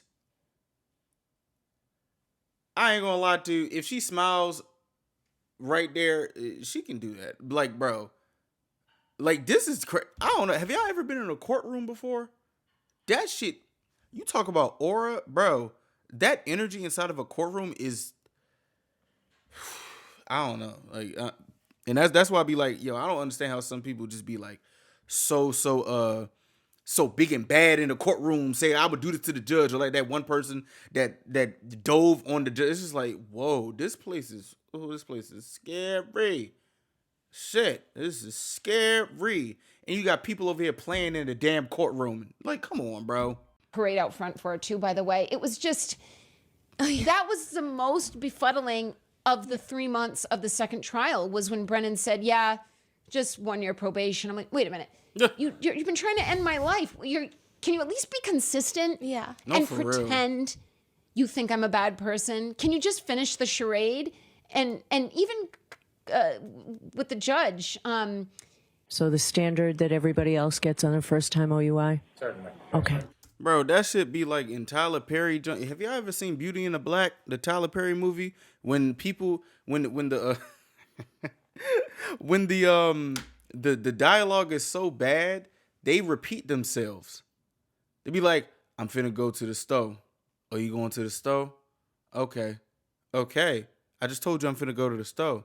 "Yeah, I know you finna go to the store." Like, it's just like, bro, this is a court. What is going on? I'm not gonna lie to you, one thing about being an adult that I learned, it's a dog and pony show for everything. People think stuff is so serious and they try to make it serious, but everything is a dog and pony show. And people just don't care. People just don't care. This lady's life is on the line and these people are playing. Thank the Lord that this is an educated woman that don't crash out to the point of where it's needed to crash out. People acting a fool in the court. Man, there was some times where people went to judges' house.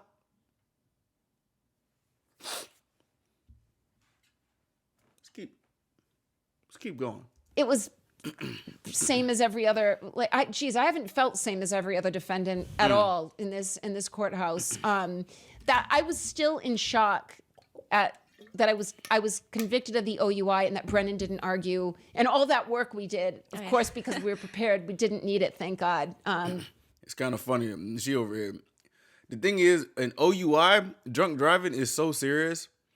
It's just the fact that she's literally in a case where her boyfriend was murdered, to the point. This is probably how you know, like, people be drinking driving over there, like it's the next Tuesday.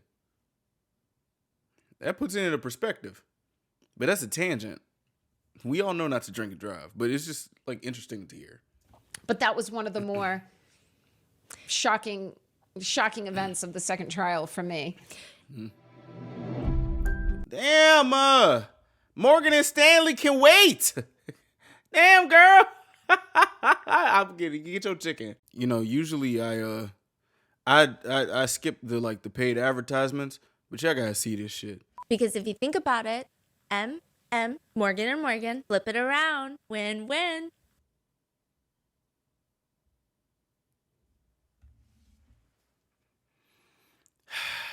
I just had to put this in there right there. I ain't gonna lie to you. Damn. Madam Horrible, flip it around. Wicked Witch. Oh, gosh. Speaking of her Auntie Bev characterizing you as thinking something is funny, I feel like during your trial, there was so much emphasis on your demeanor, your expressions. There are some crazy headlines that I think maybe you can clear the air on. Mm-hmm. If you want to pass me Exhibit Wait, A. husband there? You the headline. Wait, hold on. Husband there? Wait, Panda Bro there? Hold on. I ain't know he over there. Hold on. And the accompanying photo that they put with this headline. Okay. And then some comments. And I feel like probably what happened is nothing like the headline. I'm sure. Thank you. What it This is? is the first headline Exhibit by the New B. York Post. Of course. Who does not like you for some reason. It's the New York Post. And the don't like headline anybody. is, Karen Reed flashed sinister smirk as gory photos of her dead cop boyfriend are shown in court. This be the type of shit that be on legacy news media or media that's tied to legacy news media. What the fuck is this? Like, what the hell is that? Yeah, I mean, Yeah, I think that was not. No. First of all, I'm talking. She probably saying something like, 2, we going through, or some shit like that. Like, who smiles like that? If there's people out there who smile like that, I'm sorry if it may seem like I was being insensitive. Right now, I never seen nobody smile like that in my life. This is like, come on, bro. Like, come on, bro. My eyes are wide open. I'm looking that looks to my right. That's Yeah. Eleanor Liza's sitting there, and I'm going, something. Yeah. I mean, I can reproduce that face very, very easily, but Do it. I'm not smirking. I'm actually just speaking. And I don't think I spoke or turned at all when the photos were shown. They just be lying. I mean, I remember this very clearly, but I would look. I've seen those photos. Yeah. I'm just gonna keep it a bean, bro. I do all my thumbnails. I mean, hey, sometimes I think my thumbnails are shit, but like I've done every single one of my thumbnails since I first started this. There are some times where you will catch somebody mid talking and you will think that it's a like a salacious photo, but knowing that you can use this regular occurrence of what's going on, she's talking. Knowing that you can use this as a salacious photo and put a bullshit headline like that, bro, that's mad sinister, bro. That's mad sinister. Like, what is we doing? Like, at the end of the day, one thing that I'm like hoping that I don't cross is like getting into like a space where all the only thing that is important is getting clicks. I think that's like selling your soul. I'm not gonna lie to you. Because like, what the fuck is that? People will do that and get like, what, 12,000 clicks on their article? Like, sometimes people be talking about me clickbaiting. I'm clickbaiting just because I think it's like, oh, this might be a little interesting. I ain't gonna lie. I'm not looking at what the view count is. Do you know how volatile this channel has been for the past 5 years? I don't give a fuck about trying to get clicks. I think the thumbnail is like, ooh, this is an interesting thumbnail. And that's it. It's not for, like, I promise you, it's not for clickbait. It's not for trying to get more people into it. I don't know what y'all like. The internet changes damn near every 2 years. I don't know what y'all like. But these people go to school for shit like this, and they go to school for like psychology in terms of all these other things. Like in media, there's like psychology in like every single thing. They go to school for this shit. So, but these people, it seems like these people don't get no type of flack. No type of flack at all.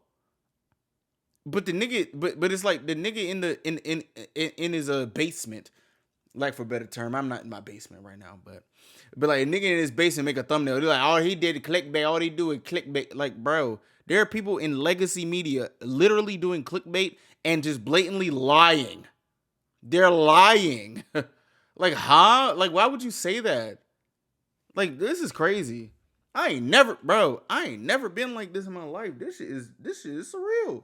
They're on my phone. Yeah. I've poured through them to his pores. I know his photos. I've watched his autopsy. Those photos, as shown in court, I have had. And also, they cater to people who just want salacious shit.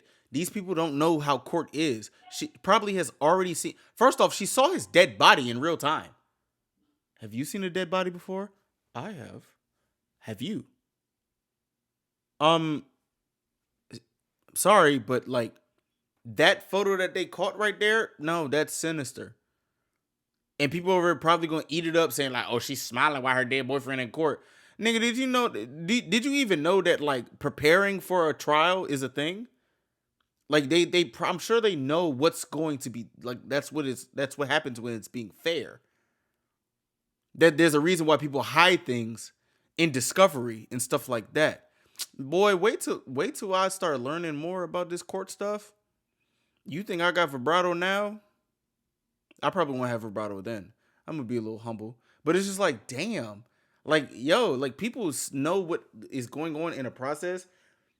And the thing that be boggling my mind is that people just don't give a fuck.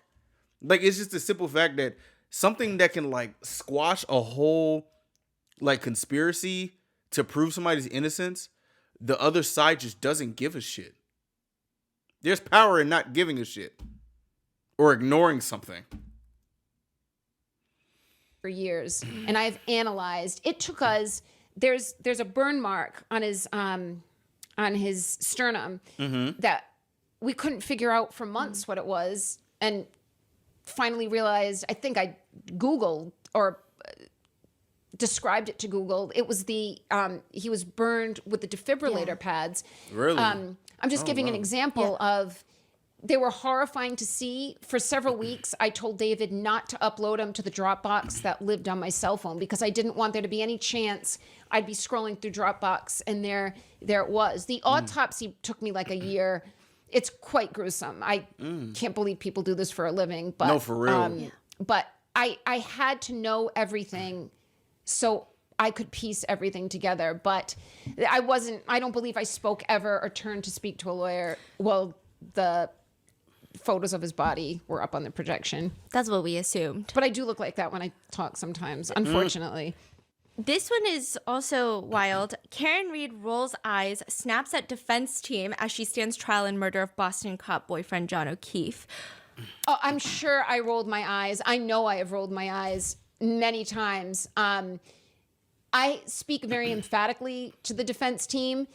I'm very animated and emotional, but I have never snapped at them. I imagine. Even if I wanted to, which I've never wanted to, I would never do that. But there were many times in trial that I looked at a lawyer. It was easiest to look to David because my back would be to the... Man, do you know how many times people have told me I've been rolling my eyes and I don't even know I'm rolling my eyes? I'm like, okay. I didn't even know that's rolling your eyes. I thought rolling your eyes is this. Bro, I've been getting in trouble for rolling my eyes since I was around like 10 years old. Literally, I'm just like, okay. It's like, if people are like, oh, you're being rude, you're rolling your eyes. Bro, you just said some dumb shit. It's like, what? You want me to just sit there and just looking you in the face? And I can't even blink? I can't even blink and look this way. It's just like rolling my eyes. My eyes is not that big. Okay? I may be very expressive. I give you a... But it's like, come on, cuz. Like, come on, bro. Come on, bro. Camera, but I can't help it. Yeah. Some people can't help their fucking face. Some people not a damn robot. Didn't know all you robot people just like have so much decorum when it's time to have decorum. I definitely rolled my eyes during trial many times. Yeah, stand on it. Stand on it. She a real I don't know how to say it. I'm not gonna say real nigga. She real. Yeah, I roll my eyes. So what? So what? So what? I'm acquitted. I didn't do it. I will roll my eyes till the ends of the earth. Shit. Roll my eyes with Stephanie. We both rolling our eyes. We in synchronization. This might be choreography. Shit, fuck you talking about. And honestly, it's crazy that they're doing this. And like the people's comments is even crazier because I don't know what people want from you. Like, do they want you to be stoic? Do they want you to... You can't win for losing. Yeah. If you're crying, then I am out of tears. I am out of tears about the tragedy of January 29th. I have mourned for months and years before the public ever knew me. But that's why lawyers advise you've got to look at the way the jury's looking at it, that they're seeing those photos for the first time. You have to pretend like you're looking. It's hard for me. Like, you got to put yourself in other people's shoes, and there's so many people's shoes that you got to put yourself in. You only got 2 feet. Imagine having to put yourself in 25 pairs of feet. That's 50 feet. Man, like, what? You know how man, like, shit is crazy. To pretend much. It's I can't fake things. Then I feel like I look like a faker. So I try to be stoic. I could not cry I would not allow myself to cry. I would not cry in front of the O'Keefes. I would not cry in front of the prosecution. Shit, she didn't cry in front of Stephanie. You saw what happened. They gave her some tissue. She folded that motherfucker up and put her to the side. Man, shit. You know me. I cry if I need to cry. The tears coming regardless. I don't got that type of strength. Okay? I can lift a 100-pound dumbbell, probably curl that bitch, but hey, I can't curl it. I'm maybe if it's like a deadlift or something. I can curl like a 45. That's about it. Call me weak. I don't care. I don't like lifting weights, but I do it just because. Anyway, she held her tears back. Okay. And I felt both of those groups were looking at this completely backwards. They were refusing to see the truth or willingly not looking at the truth. Like, bro. And I needed to stay strong. I couldn't break down. I did one day going into court. It was just, I just had a really tough time getting out of the SUV. It was just a rough morning. I couldn't go up and down emotionally like that. I had to go in strong. I had to go in tough. And I had to maintain it. I had to control myself the best I could. And I wasn't about to strap myself in to an emotional roller coaster. I would never survive. I had to do this twice. So I understand. I do understand the public saying, that's horrible what I just heard or what I just saw. First of all, things that may have seemed emotional and upsetting to the public, I may have found to be insincere. But a lot of the gruesome images I have dealt with and seen nearly daily. I understand the reaction of the public, expecting more emotion, but I have evolved to a different place. You were just damned if you do, damned if you don't. Yeah. If you had to go to lunch with either Lally or Brennan, who would you go to lunch with? I ain't going to lunch with none of these niggas. Fuck them and they lunch. They probably going to order some bullshit. I'm not going to say specifically what type of order they going to do. Ain't nobody going to lunch with nobody, but I know Stephanie is setting something up right now. We is getting smarter. I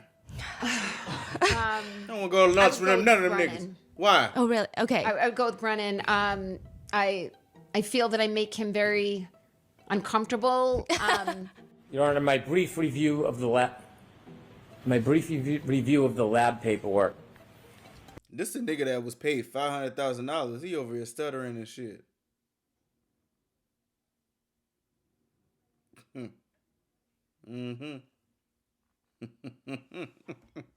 And looking at the hoodie, it appears that I made a mistake. We've had some stare-offs in the courtroom. Lally, I don't have pleasant thoughts about either one of them. I don't think they're honorable. I don't think they have integrity. I don't think they're honest. I wouldn't want to eat or watch either of them eat. Yeah. But I think I'd have better stories to tell eating with Hank Brennan. I saw online everyone calls Lally Lullaby and 116. You have 1 minute, Mr. Lally. Wrap it up. Nigga talking, just rapping, just fucking yapping. Shut the fuck up. This is yapping. Damn. Shut the fuck up. Guys. Within his clothing. Shit. I got some. Y'all remember when I said like he over here reading the genealogy of Genesis? You know, I love my Lord, God, Jesus, and all of them. When I read the genealogy in Genesis, I'm sorry, Lord, forgive me. I was like, yo, when is this going to be up? So if I'm like that in front of the Lord's book, you think he finna get some leeway? This dude need to shut the fuck up. Just yapping and shit. I don't care if I'm a hypocrite. Me yapping sounds better than this nigga yapping. Shit. Fuck. He need to shave his head bald. He need to be like everybody else. There's some bullshit on his head. My gosh. Damn. I didn't even know that shit is on his head. Shave your head bald. You probably look better. Why this tie like this anyway? What is nigga not flat, man? Come on. Also, I'm being very dramatic, just so y'all know. Just a reminder, some reassurance. Ms. Gilman, if I could. Yeah, nigga, Skytop is crazy. very monotone. Yeah. I was really surprised at how neither seemed to really prepare much. Like, Yeah. Lally might have read, I can't even remember. You know, when you don't practice a memory, you don't remember it anymore, and you tend not to want to practice painful memories. So I can't remember if Lally read, I think he did, for his opening and closing arguments in the first trial, but Brennan did not. And I think he was trying, I'm guessing, if I had to guess, that he was trying to convey an ease with the subject matter, a comfort and familiarity and conviction in the subject matter, and an intelligence that I can speak extemporaneously about what this woman did. I know so well and I believe so strongly that she did it that I'm going to walk around and pontificate. And we were much more structured, but Big word. I know the details of this case. I know them, and I know he messed a lot of them up. And I mean, the jurors didn't have their notebooks in closing argument, so it was probably lost on them. Luckily for Brennan, but he should have written. Yeah. He should have written at least some bullets for the details, for the data points. Should have did something, cuz. Clearly, this is a hypothetical question. If you could put at least 2 people involved in your case, inject them with truth serum, compel them to tell the truth, which 2 people would you choose? Oof, that's a good question. Okay. Okay, Steph. Okay. Michael Proctor and Brian Albert. Bet. Shove it up Michael Proctor's asshole since he want to talk about assholes so much. Put the truth serum. Oh. You want to talk about buttholes and rectums? Putting that truth serum right up your ass. That truth serum will go straight to the bloodstream. Did you know that's the fastest way to get drunk? I never tried it. I heard it on the internet. No, dead ass. I heard it on the internet.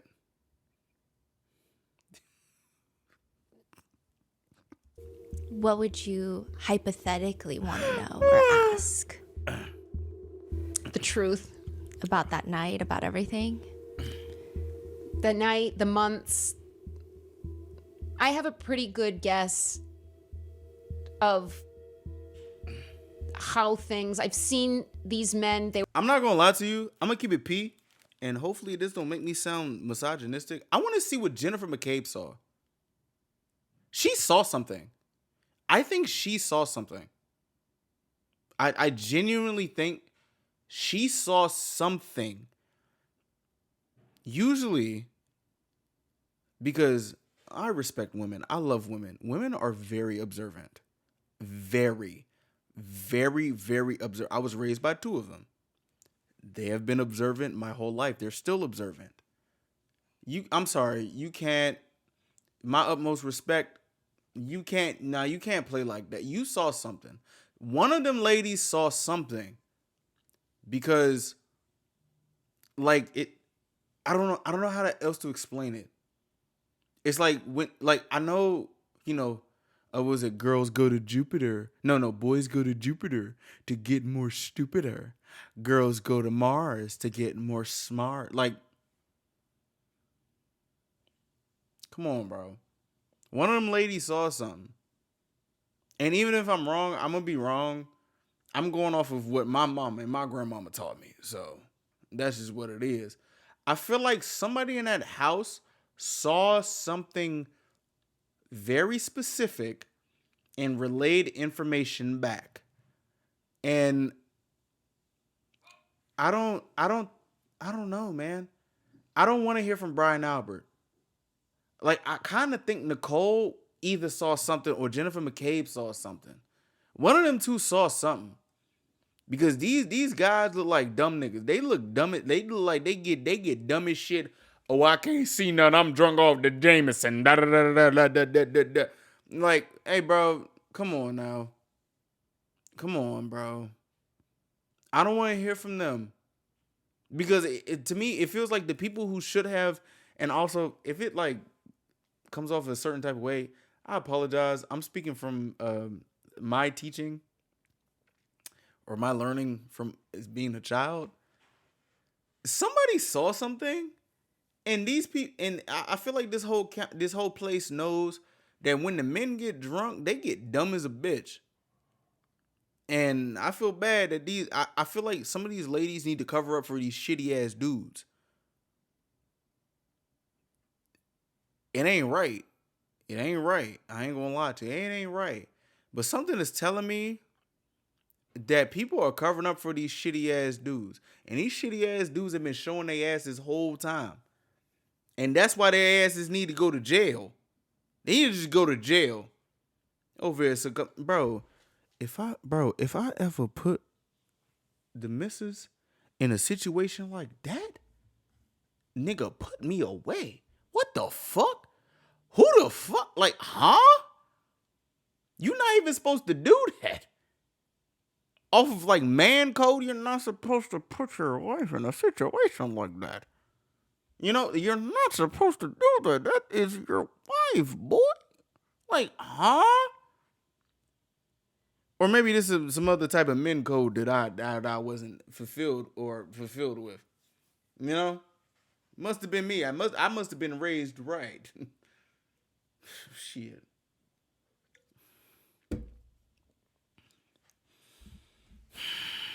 I ain't gonna lie to you, bro. This shit crazy. These men need to go to jail. But I ain't gonna lie. I feel like one of them ladies was like a lookout or something, and they trying to like fake the funk. I don't know. And it's crazy. It is crazy. Cause I genuinely feel like these niggas killed John. Like that's the thing. Somebody in this group killed John, and they probably got. And I am certain that they got a dick and balls. Okay. And they probably bald. Okay. Do with that information as you must. We're on tape, sparring, and shadow boxing. And humping. They was humping. Don't forget humping. He was fucking that man through the jeans. Just minutes before. Look at it. Look! Who do that? What the fuck? Like, bro, what is going on? Just minutes before. I can surmise, based on what I know of these people, what I know of John when he's been drinking, what I've seen of Colin Albert when I've had to cross paths with him. I can surmise what happened. I'm more curious about whom they had to enlist in other events that unfolded over the following months as we made headway, probably much to their disbelief. Have you run into them since the trial? Any of them? Like in public? What would you do if you did? That's a good question. I want to say no, but let me think about it. She never ran into these people, and they run this whole town. Come on, bro.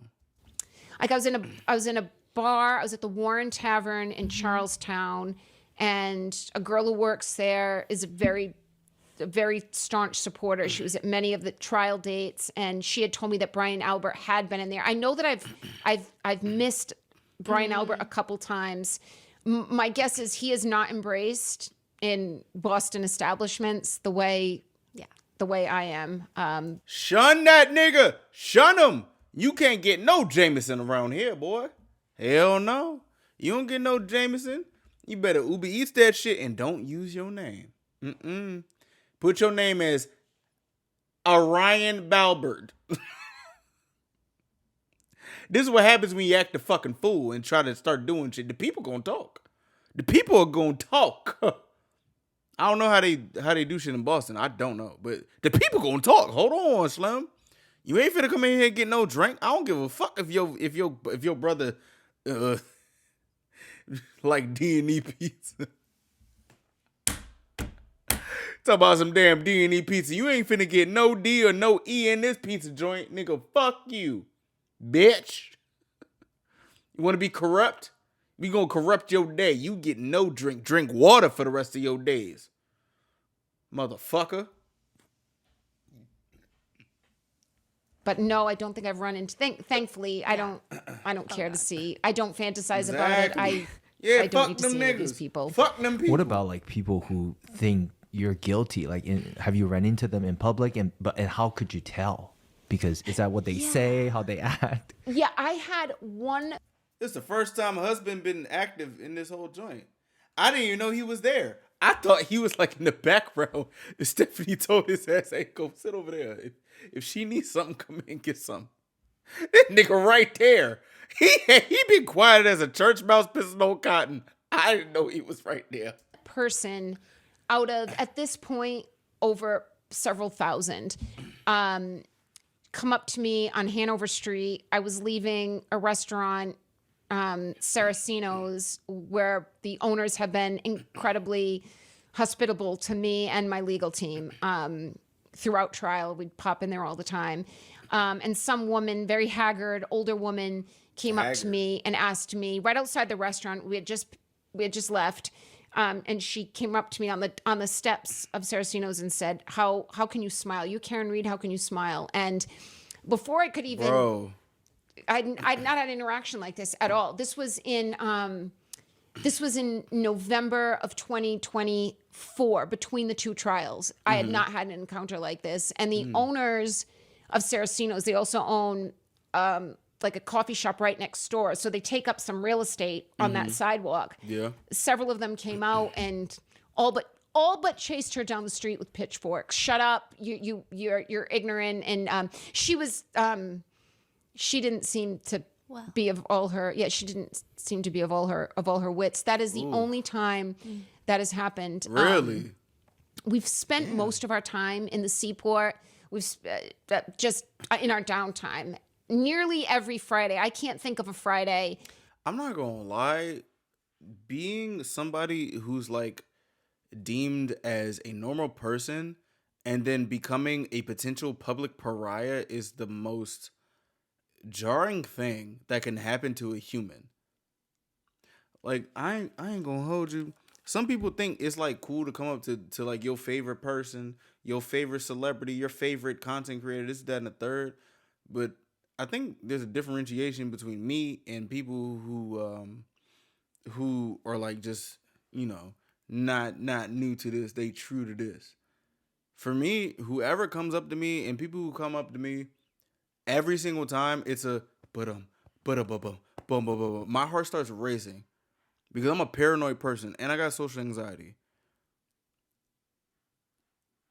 I would say 99% of the time, it has been very positive, positive interactions with people who recognize me from doing this YouTube thing. You know what I'm saying? I love you guys, this, that, and the third, and stuff like that. But it's like, bro, you don't know who is who. You don't know what's gonna come out of their mouth. You don't know what's finna do this, that, and the third. It's just like, boom, boom. So like imagine being somebody who's trying to fight for her innocence, and there's people out there who will come up to you and start berating you and saying you're guilty. How can you smile? How can you do this? Yeah, okay, thank you that the people came to her with quote unquote pitchforks. But it's like, yo, when somebody approaches you in real life, bro, that's when real shit happens. Shit get real. Because you don't know what finna happen. Especially nowadays when people is crazy. People is crazy. I think the Lord above, my God above me, that anytime that I've came across one of you guys, one of y'all who you know what I'm saying, recognize me from something, especially the person that thought that I was like faking everything that I did and I just did everything for clout. I love you. Respect. Thank you for the accountability. We had a good talk. This and that and the third. But it's like, bro, somebody who's on the other end of that and people are just berating them, damn near throwing tomatoes at them or like cutting their eyes and stuff like this. It's like, wow, this is crazy. This is really crazy. Like people looking at you going into places. Like it's just, not gonna lie, this shit is crazy. Fuck. That eventually we didn't make our way to a restaurant you had to decompress no matter how exhausted, which we all were every Friday. You had to blow off some steam. Just be somewhere loud and talk to people, and Right. the support at so many establishments anywhere in Newbury Street, and we were in the North End a lot. I have not paid for a full drinks, appetizer, dinner, dessert tab in 2 years. Hey, that's what's up. That's what's up. All right, for sure. Cool. Take the opportunity if you need to. That's what's up. Just make sure you're not driving with that drink. People, and it's all helped. It's all helped get us there. And it, especially for my lawyers and my family, they're not me. I know what support I have. Everywhere I go, I'm supported. Yes. They need to know it too, because when they go home between the trials, they're back to their, I don't want to say lives. obscurity, but just back to their normal lives. Yeah, But I said that. I can't thank the people in Boston proper, young couples, families, business proprietors, Bro. the people at the hotel, 2 hotels we've stayed at a lot, just makes us feel so strong. Bro, I'm not going to hold you. Showing support or like feeling support from people, especially when you're in a moment where like you feel like the whole world is against you. I know there's some people out there on the internet saying like, "Oh no, you this, that, and the third, so you should be fine." Bro, mental health is fucking insane. It's insane. There are some times where it can't be explained. There are some times where it may seem something is this, something may seem sinister, and at the end of the day, like they're literally trying to process what they're doing. We're all different people. There's 8 billion of us in the world. You think every one of us every one of anybody in the world should be succumbed to a certain type of standard from people who have different standards? Like you know how like crazy that would be. And I'm just going off the fact that she ain't killed this nigga. I think she ain't killed this cuz. I think she ain't killed cuz. Rest in peace to John O'Keefe. We gonna say that too. I'm blue in the face. I ain't never gonna turn blue though. But like, no, for real though. Having a support system goes a long way. Y'all know how far like a hate train can go? I promise you a support system can go farther. It may not seem like that because it may seem like hate trains will be more overzealous in the moment, but a support system goes so far. Shout out to the people that were supporting her during this time. Like, bro, this shit is crazy. And for me, makes me feel confident that if my jury is anything representative of the people I'm encountering every day, I will be okay. But the public that was very vocal at court and online on social media, and the public that just came up to me one moment on the street and I never saw them again, has helped invigorate and steel each one of us. And also, I'm gonna say this: anybody that goes up to somebody and speaks like life into them or speaks like positivity into them, I pray that you will never be forgotten. If we forget your name, this, that, and the third, I apologize. But that moment, it's not forgotten. It's not forgotten. That shit goes a long way. Being a good person goes a long way.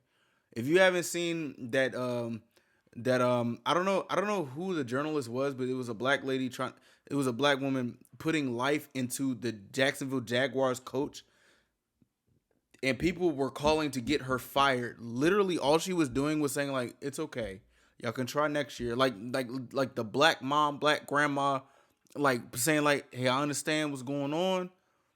It's gonna be okay. You are good. You are great. Think about that. Don't think about your this is that and the third. You do good. You'll be here next year. Everything will be okay." And people on the internet are calling for her to be fired and saying it's unprofessional. Do you know how far one statement can go to somebody that probably feels like the end of the world is nothing but imminent?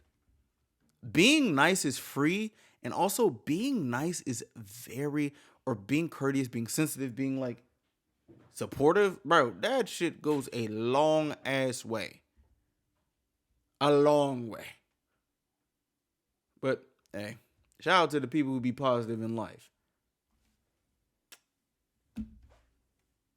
The man them love you. Even if we may not have acted, I mean, there were times people came up for selfies and we were having, there was a serious conversation Alan and I were having with Marty Weinberg at the end of this second trial. And I said, Alan, I really have no money left. I had, the last asset I had was my house, and that paid the bulk of trial 2 plus donations. But now I need to put wheels in motion for an appeal. My parents are getting older. My closest friend, who's incredibly intelligent, is also incredibly busy professionally. This was like a week before the closing argument, and Alan and I were in a restaurant. It was quiet, and we were talking to Marty Weinberg on speaker. And it's funny, I ended up seeing a photo. There was a woman at the bar of this restaurant that I could tell was taking our photo. She was weird. I didn't actually see her take a photo, but she was very interested in us.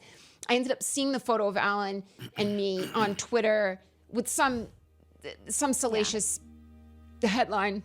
Was it the hugging joint? I hope it wasn't the hugging joint. And I thought, I showed it to Alan. I said, if they only knew what we were actually, if she had just walked over and spied on us, the headline would have been even better than what the contrived headline was, which is Karen Reed and Alan Jackson overheard on speaker with Marty Weinberg discussing a potential conviction.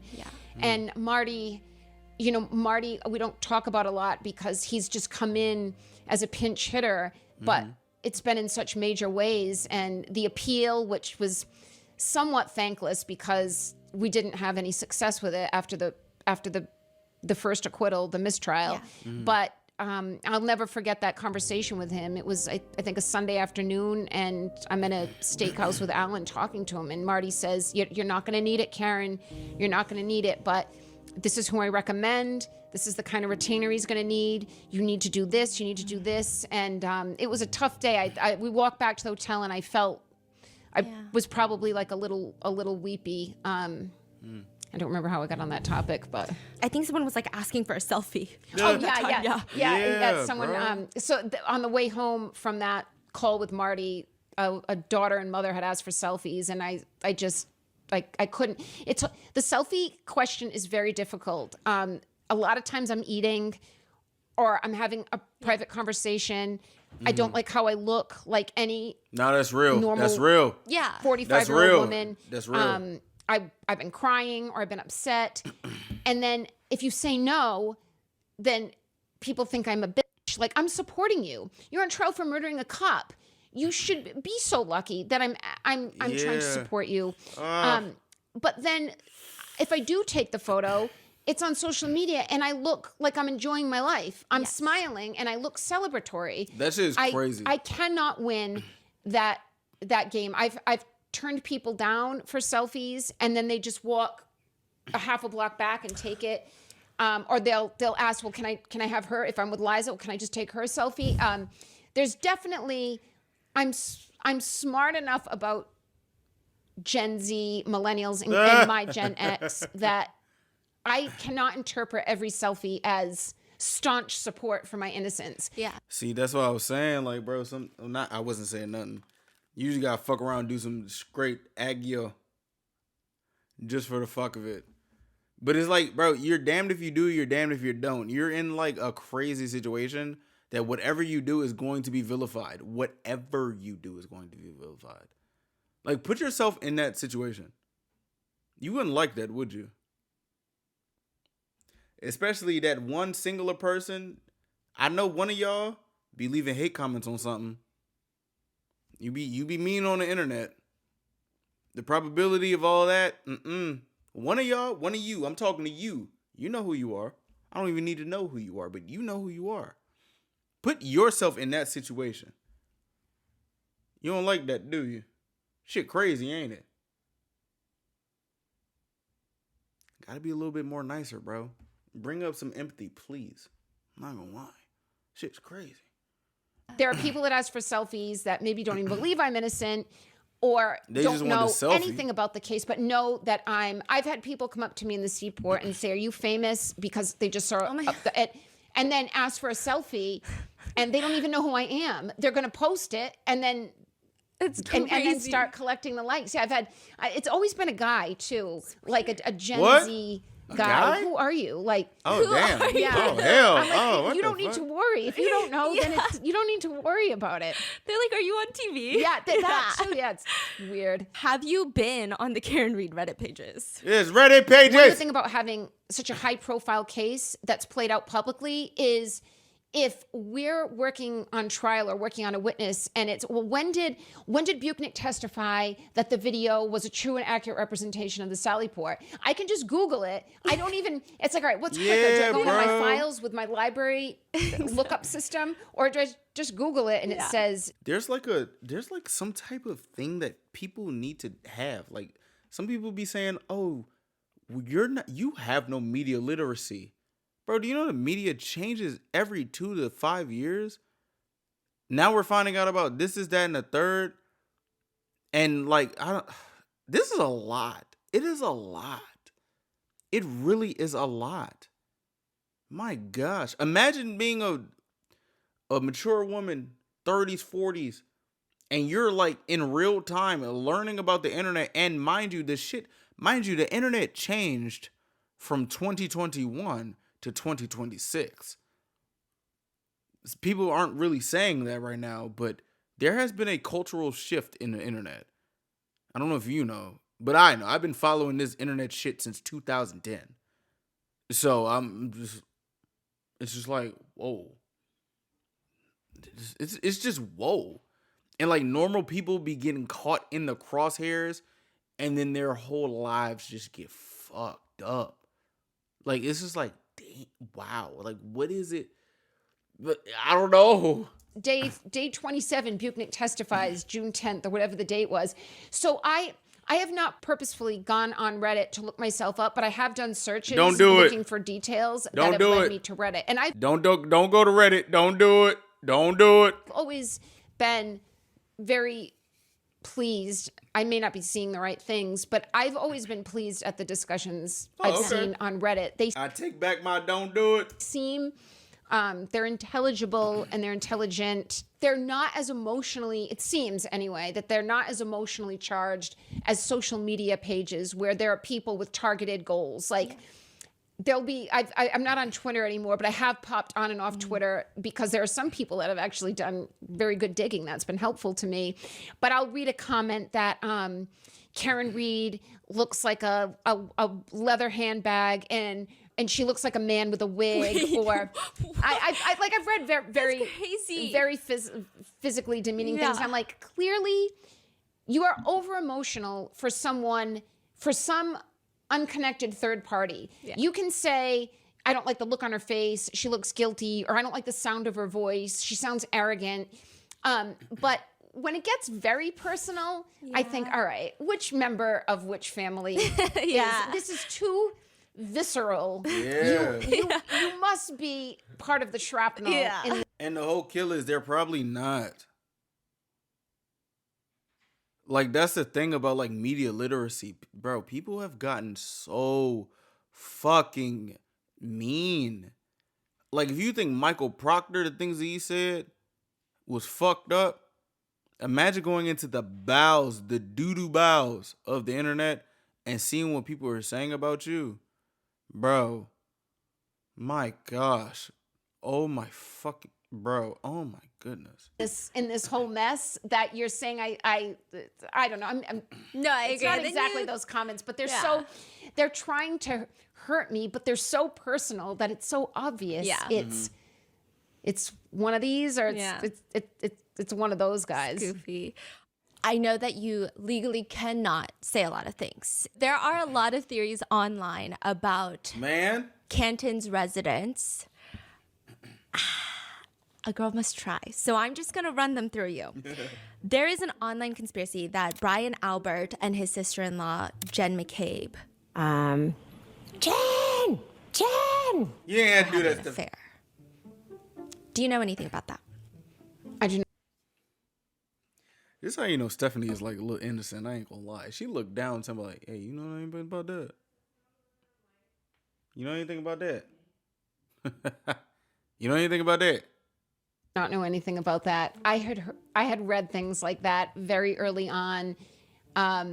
John O'Keefe had told me when we first started dating in 2020. So we started dating very early in the pandemic. We had dated when we were in our early 20s, but we reconnected. He reached out to me during the pandemic. I think just because everyone was stranded at home and you're resorting to social networking. And he had told me, like our second date, that there is this is according to John, that there was at that time a swinger scene in Canton. You lying! I had read in Boston Magazine that there was one in a different Boston suburb. I'd never read specifically about Canton, but John insisted there was.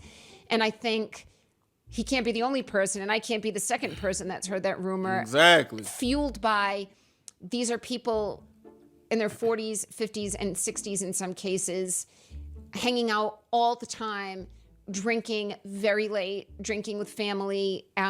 So I don't know if there's truth to it, but I could see how rumors like that start. Hey man, listen, I'm not gonna be that type of person. I'm 26, but I know them people up in the age of 40 plus getting freaky as hell.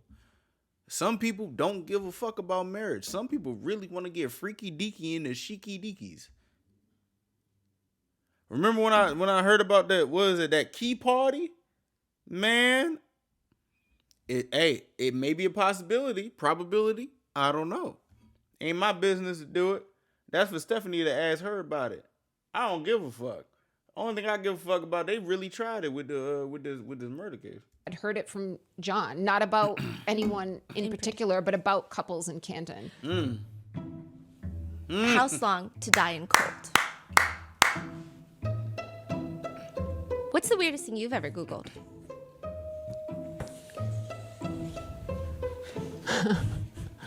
What's the weirdest thing I've ever Googled? Let's play a game. What's the weirdest thing y'all ever Googled?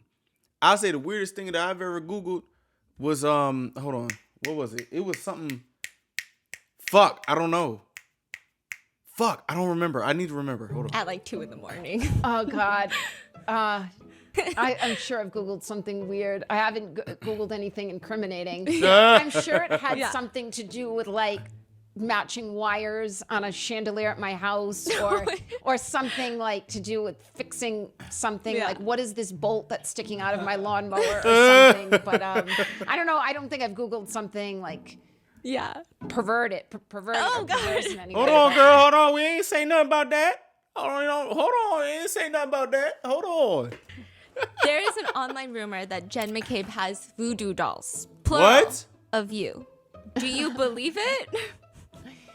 I don't believe that. You don't? Okay, good. Hold on. I know a bunch of people. I'm black, okay, from the South. Don't play with that voodoo shit. Don't play with that shit. Don't play with it. Don't play with it. Don't play with it. Don't play with it. Don't play with it. Hey, don't play with that. Don't play with that. I don't. Okay, That's good. Okay, because that would be creepy. I don't know how I would feel if someone had voodoo dolls of me. I feel like it's not working. Yeah, that's true. My husband saw a post on Chinese social media. What? A former student of yours wrote, and this is translated, so I'm going to read it. Okay. Karen Reed was my university professor. Back when I was applying for graduate school, she was the one who wrote my recommendation letter. Really? She is sharp-minded, always positive, and someone I often had long, inspiring talks with. She encouraged me a lot. She even told me how I should learn to protect myself in the future. The financial industry is not a stranger to male supervisors and female subordinates with quid pro quo situations. I watched all the live stream news coverage of her trial. I tried to stay in touch, but I couldn't find her LinkedIn, so I decided to write this post to commemorate her. She will always have a special place in my heart. Is her name Claire? Can you What? Yeah. You remember? That's Claire? There was a group of Chinese students I had around 20. damn, bro. Like, she this good person across the 7 seas, and people are trying to make her seem like a monster. What are we talking about? Like, what's going on? There's been so many times she is showing herself that she is a good person. And all these people trying to just try to throw her away. For why? We need to find out who killed John O'Keefe. I ain't gonna lie to you. We need to find who the fuck did it. Somebody need to come for that. Who the fuck did it? If not, they probably finna haunt Canton for the rest of his days. Shit. Keep playing. Y'all love the Patriots so much, they ain't winning no damn Super Bowl in the next 20 years. You better find... Hey, come on. I know that's a little overzealous, and I apologize for it. But no, they need to find who actually killed him. 18 that I got very close with, and they would just hang around, and it stood out to me because it was winter semester, and I taught till about like 10 at night. So when a student stuck around, they'd walk me to my car. I did bond with that group, and one in particular named Claire, but it might not be because I think I am connected to her on LinkedIn. I'm sad I don't speak Chinese because I never saw that. Oh my God. Yeah. The name I saw was Lulu Chen. Maybe that's her Chinese name. Oh, I do know who that is. Oh, shit. Oh, my shit. God. Hold on. I have not thought about her in a minute because of all that's happened. I do know exactly who that is. Wait, yeah, Lulu you Chen, remember yeah. all your Oh, that's students? fire. I remember her. That's fire. No, because if you write a letter and she's saying we had these conversations, and I remember Oh, that's tough. very petite and long hair, and she was very very trendy. I remember Lulu. She even said that one time she walked into the class and you complimented her on her shoes and bags. Yeah, I was just Really? gonna remember her bags. I was just trying to. She's saying you're the most fashionable teacher. that doesn't take much. That doesn't take much. Now we need these she's moments, very bro. fashionable, very earnest, and I'm gonna keep it Pete. This is like human interaction that just shows like how great humans are, bro. This is wholesome as a motherfucker. This is fire. I liked it. Yes. And I know exactly who she is. That's tough. So, hi, Lulu. I hope you're doing What well. up, Lulu? Do you miss teaching? Do you like? I do. Yeah. What did you mainly teach? Like, so finance, but like what? I taught a few different courses, but mainly I taught an introduction to capital markets, like how the stock market works, how a company goes public, how to analyze a company's financial statements. We did a lot of real world examples. I taught through the financial crisis. I started teaching in 07 or 08. I started at Fidelity in 07, and I started teaching in 08. I felt at Fidelity I was very, very much junior. I was a very small fish and just the best pond to be in, but it was difficult on my self-esteem. It was a lot of strong personalities, incredibly intelligent, the biggest investors, literally the biggest investors. It was a great place. I would never have left on my own accord if I didn't have to. But I felt just for my self-esteem, I wanted to do more. I felt like teaching kept me sharp in a different way. Work, I was always, my full-time job, I was always learning. But teaching, you have to be prepared every class that there is a student smarter than you, or many students smarter than you, at least on some topic. Yeah. That there is something he or she has a personal interest in, broad or narrow, and they are going to know more than you. And you have to know, how deep can I prepare? How much can I help enhance this subject matter? And when do you say, I am not familiar with that. I'm not familiar with that company, or I'm not familiar with that investment product. It's when that ego, bro. I swear the best type of person is to check their ego and just understand that you might not be the smartest cookie in the room.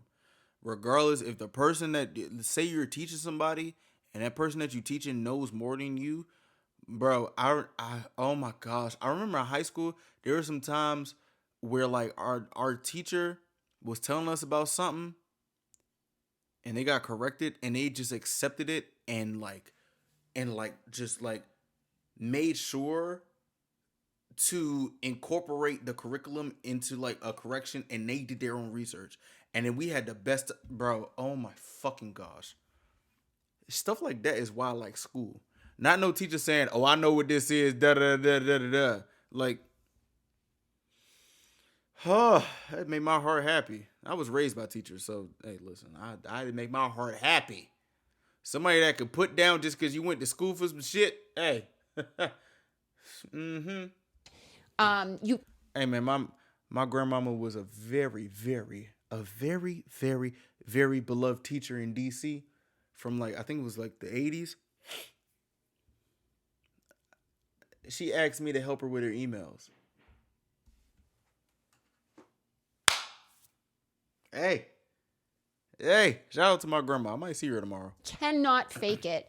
And this is, Bentley is not the Ivy League, but I had incredibly intelligent Ivy League worthy students every semester that I did learn things from. But you've got to know your boundaries. But you also want to push them that if there is interest from students in a topic that I'm not overly comfortable in, how much can I learn so that we can extend this topic? But I loved it. I loved the students.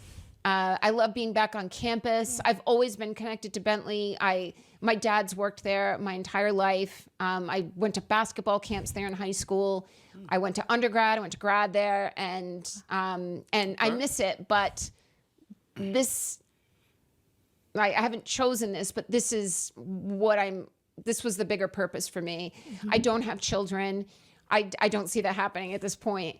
But my legacy is going to be my impact on Massachusetts and possibly broader criminal justice. And what I did at Bentley and what I did at Fidelity can be easily, maybe Bentley not so easily, because teachers, you have freedom and subjectivity to turn a class into whatever you want to turn it into. But this is, like it or not, this is what I'm here for. And this is what my parents and my friends and my lawyers, this is why they went to law school. We're going to change. We've already changed things. Even if I was convicted, the change has happened. People, even if that jury came back and convicted me, people who watched every day of that trial or 3 days of the trial know what they saw. They don't need a jury to confirm it for them. I've read comments online when I've indulged against my better instincts that I'm going to let it play out. It hasn't been, I'm not going to buy this conspiracy. It's all up to the jury. I've read many comments like that. Like let the it's usually from the other side, the baddies. Let it play out. I'm sorry, what? Wait, what? Huh? Wait, what? This is for a jury to decide. Like, what a narrow-minded way to go through life, that I'm going to let a jury tell me. I mean, it's one thing if you don't watch it, then I guess the jury is the next best thing. What is their opinion? Juries tend to be reasonable, but read the filings, watch the witnesses. What are you going to, you're going to let someone else make up your mind for you? That's like having someone else tell you who should be president. Well, hey, Karen, I don't know what you've been doing for the last some years, but hey, niggas got some news for you. I bet you already know the news nigga got for you. Well, I didn't vote for this president, but that's who the majority says, so that's who it should be. Those comments are, it's just a cop-out. Yeah. It's a way to not address the elephant in the room. Would you ever be a lawyer? Like, would you ever become one? Never. Never? What the fuck, Stephanie? What? Huh? Wait, what the hell? Never. I feel the system is too broken and I'm too old. I think if I were younger and I had more energy. Oh, I thought she was talking about a voyeur.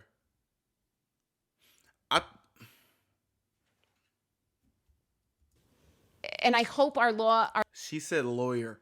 I thought she said voyeur. Oh my gosh. Whoa.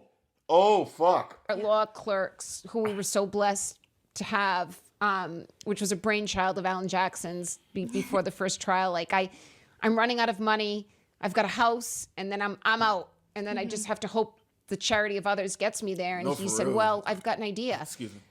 Let's see if there's any law students. We've got the best universities up here. Let's see if any third-year law students want to help. And we just got a rush. David went to BC Law. Alan went to Harvard. And we had a week of interviews, Zooms. David and I interviewed. Each law school sent out a wanted email. Wow. David and I did the BC interviews. Alan and Liza did the Harvard, and we probably did about 40, and that was all we could have taken more. Yeah. Probably did 40 each, and we each picked our favorites, and then I think we kind of convened on the others. And my pick, so I interviewed the Harvard, the BC. My number one pick from the jump was Evan Wolk, who ended up working on the trial the most for us. They were all great. And then towards the end of trial, Evan had a contract to work at a big firm in the Seaport. And I said, oh, I would love for you to go work with Alan, like, because he just admired, he and Alan got on, and Liza, the three of them, like, there was a real, Alan and Liza have a great complementary dynamic. Like, do y'all understand how, like, wholesome this whole side of this case is, bro? But, like, she's trying to, like, prove her innocence, and at the same time doing stuff just like connecting people, this, that, and the third. Do this literally seem like the cunt that they say she is? Like, what are we talking about, bro? Like, no evil person will front face like this consistently. Like, this is crazy. This is really fucking crazy, bro. And Evan just fit right in, and I kind of engineered it. I would talk to Evan privately, and then I would talk to Alan, and now Evan's with Alan. Alan and Liza interviewed the Harvard students, and we ended up choosing 4 or 5. Among them was the editor of the Harvard Law Review. She's no longer, she's graduated, but Sophia Hunt, she was kind of our leader of the interns, like the conduit between the interns and Liza, who was managing the interns. But we could not have done what we did in the second trial with a whole new prosecution, new witnesses, trying to keep out the voir dires and the Daubert hearings, which we did not have the first trial. It took us 3 days to get Dr. Russell qualified to testify in trial 2. This is after she's already testified in trial 1. I had to fly her up here for 3 days of hearings. Same with ARCA. I can't remember if we had to voir dire or Daubert, Dr. La Posada, but every witness that Brennan could challenge, every expert, he did. And we could never have handled that. We did not have the bandwidth without these law students. I mean, they would sleep at the hotel on couches in our rooms. They'd wear the same suits the next day. I mean, they were indefatigable and just a total lifesaver. They become like family to us. They helped save my life, and I didn't know them 1 minute, and hopefully, I know them forever now. You know how beautiful it is when people don't got no type of ties to you will try to help you in a situation that they feel is morally corrupt. Like, that shit is, oh my gosh, that is beautiful. Did you guys have a group chat? We did. Stephanie, oh my gosh. I don't know if you heard the name for the ARCA witnesses. They were called Crash Daddy? Crash Daddies. Bro, our group name go for ahead. the third-year law students was Crash Graddies. Crash Graddies. So good. Yeah. Oh, because they all graduated, and one of our interns was getting married, graduating, and moving to Chicago to start a job, all within like 2 weeks. So they excuse the fuck out of me. Hope you're having yourselves a great time in Chicago and your new marriage. Shit. Good shit. Damn. Hope everything is well. Shit. We're all one. Sophie, who's is like a little, more like a daughter to me, I guess, but I treat her like a little sister. She hasn't graduated yet, but the other 8 have all graduated. So our group thread, I think it's me with the 8 of them or the 9 of them, was Crash Graddies. That's Crash so Graddies. good. That's funny Speaking as of, have you seen the clip where it appears that Auntie Bev, it appears from social opinion that I love that Stephanie cannot control herself. She is real life herself. This is hilarious. she's checking out Crash Daddy? Bro.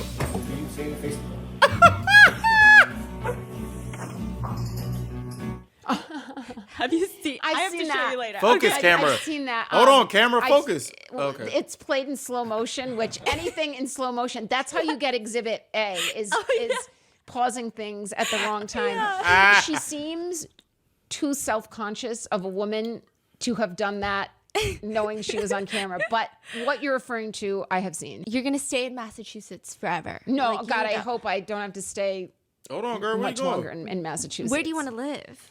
Anywhere but Massachusetts. Hold on. You don't need to come over to Maryland. It's fucked up over here. I ain't gonna lie to you.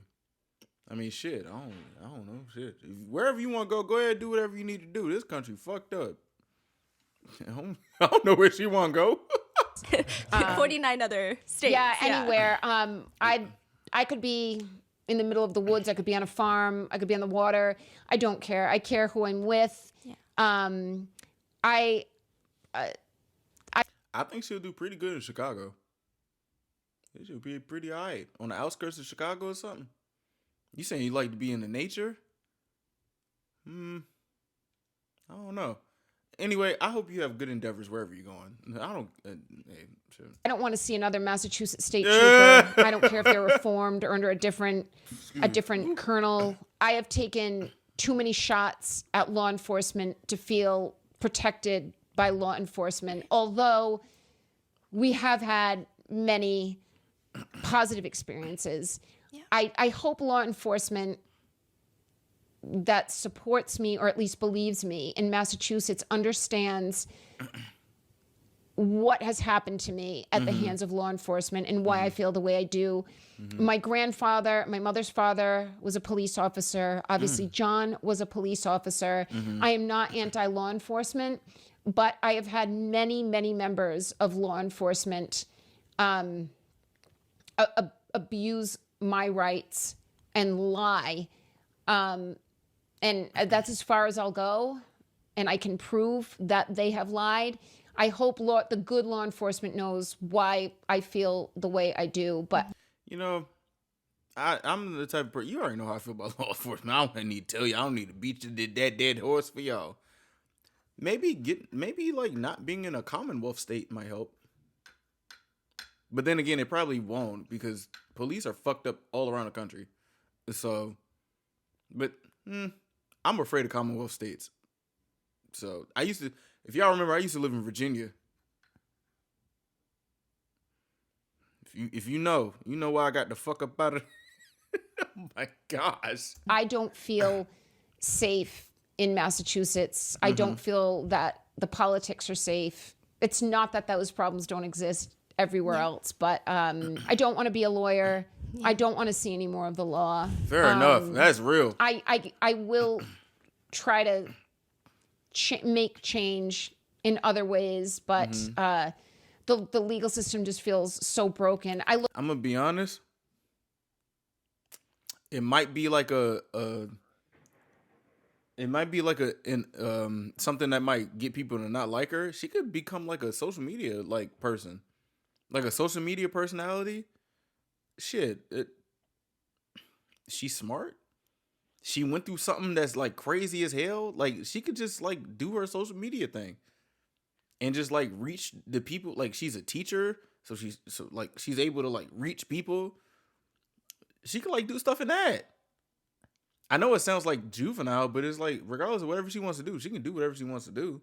But like I think seeing her on like TikTok or something, Instagram, something, whatever, all them things, it's like, you know, like she could do a doc and then also do what's it called? She can make reaction videos to this fucking interview. Like it's just. Karen, you can make your chicken whatever you need to. For real. She can. Get on TikTok and see what happens, I guess. Look at my lawyers and I just think, what made you go into this? You're just such an underdog.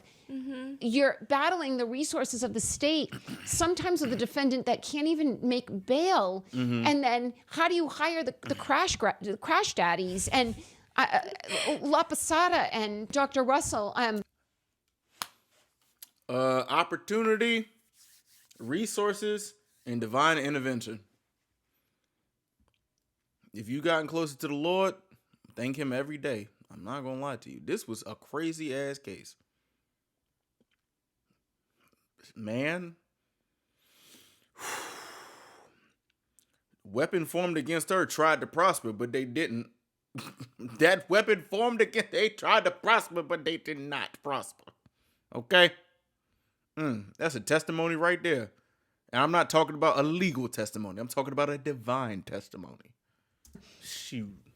And the government can go with a blank check to Aperture and spend hundreds of thousands of dollars and pay a special prosecutor hundreds of thousands of dollars. You want to make change but not get into law. Where do you see yourself like in 5 years? Where would you hope your life to be?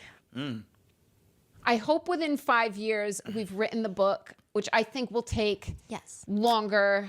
I'm not even, I can get there if I have to, but I'm not even in the headspace to start regurgitating and reliving all this. Man, fuck it. Rest. Just rest. As much as you can, do whatever the fuck you want to do. Just rest. 5 years out of your life, you was just going through hell. Just sit down. Just sit down. Sit down and rest as much as you can. You deserve some rest. Shit. I would, and I need the money, so I'll do it when I have to start doing it. But I think the easiest thing I can do is just keep telling this story. There are so many facets to this that the public doesn't know just because there hasn't been. I mean, this is my first real interview. There's so much of what is entailed in this fight that you know more about this case than average, partly because it's played out twice and it's about to be played out in a different form a third time. Yeah. But what it takes to mount a defense, to even stay somewhat competitive to the prosecution, I think the details, the financial costs, the sweat equity, what these lawyers have to sacrifice, it's amazing anyone's acquitted. It really amazes me. And my case was easy to prove. My case was logical. Yeah. If it walks like a duck and quacks like a duck, it's a duck. a damn duck. And we still damn were met with duck. just such a fight from the government that I've paid taxes to, and they threw everything at me that they could and didn't come close. I think the public needs to know, they need to be more careful. They need to know their rights. They need to know not ever to speak to law enforcement. Unfortunately, we can't cooperate the way we would think we need to, because if God forbid this goes south, it will be used against you in a court of law. It will be manipulated against you in a court of law. It will be taken out of context against you in a court of law. On purpose. You know, we're trying to put On purpose. On fucking purpose. Man. Together this YouTube channel, Alan and I. The Reed Files? And I read a couple comments, like, I'm done hearing from Karen. What does she have to it? I can tell you what it's like to. Also, first of all, hold on. They must have been somebody who was tapping into the documentary. This is the first time I heard Karen speak in a long-winded or long period of time. We had all these people talking for the last 16 plus hours that we were checking out this case. This is the first time I actually heard Karen, did I say Lauren? Karen talking. This is the first time I heard Karen talk about her shit, her case. So I'm done hearing from Karen. Man, what the fuck? So you like hearing Mr. Michael Proctor? Mr. No Nudes Michael Proctor? Brian Higgins? You want to hear from him? You want to hear from Brian Albert? Or the I Don't Recall crew? The I Don't Recall brigade? You just want to hear a bunch of I don't recall. Like what the fuck? Huh? You talking about you don't want to hear from Miss Karen. The fact her name is Karen is kind of crazy. I've said Karen so many times in this whole thing. I've said Karen more times than I've ever said Karen in my life. Man. That's it. Man, follow the Reed Files. Shit. Follow the Reed Files. Be a defendant. And I can tell you what it takes to beat the system. It's a lot more than what you think. I've lived now 6 months, 3 continuous at a time with my defense team, with ancillary members of the defense team, with law students. We had a documentary crew with us at one point. It's emotional and trying and exhausting, and there's a lot of choreography and personnel management, I'll call it, to walk into court looking how we looked every day, and to be cohesive. And I had 3 men in their 60s from 3 different firms, very seasoned in their careers, all having spent time as prosecutors. And then Liza made partner along the way, also experienced with her own opinions. We don't just show up and put Kelly Deaver on the stand. Everyone has their own experience and therefore their own strategy and their own way of doing things. Yeah. And they all fall on me to break the tie. It's very, very trying. It's why I feel this crash from trial, because it wasn't just sitting there and trying to keep my emotions in check, which sometimes I didn't do a very good job of. It was what was happening. Honestly, trial, sitting there, was oftentimes easier than having to go home. The worst nights, the worst moments of trial at times were Monday and Tuesday nights, where we just had a grueling day at court and some big witness is coming on Thursday, or worse, we think a big witness is coming Thursday, but Brennan hasn't finalized the batting order yet. So it could be the children are testifying on Thursday, or it could be Buchnick, or it could be Tully. See, that should be throwing me off, bro. And the thing about people on the internet, they like to be so black and white in terms of certain things that don't concern them. Like, they just want to tap into a case just for the clicks, just for the what's the word? For the adrenaline rush of something happening. And people don't know like the shit about court.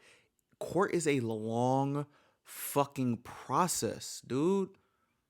It's a long process.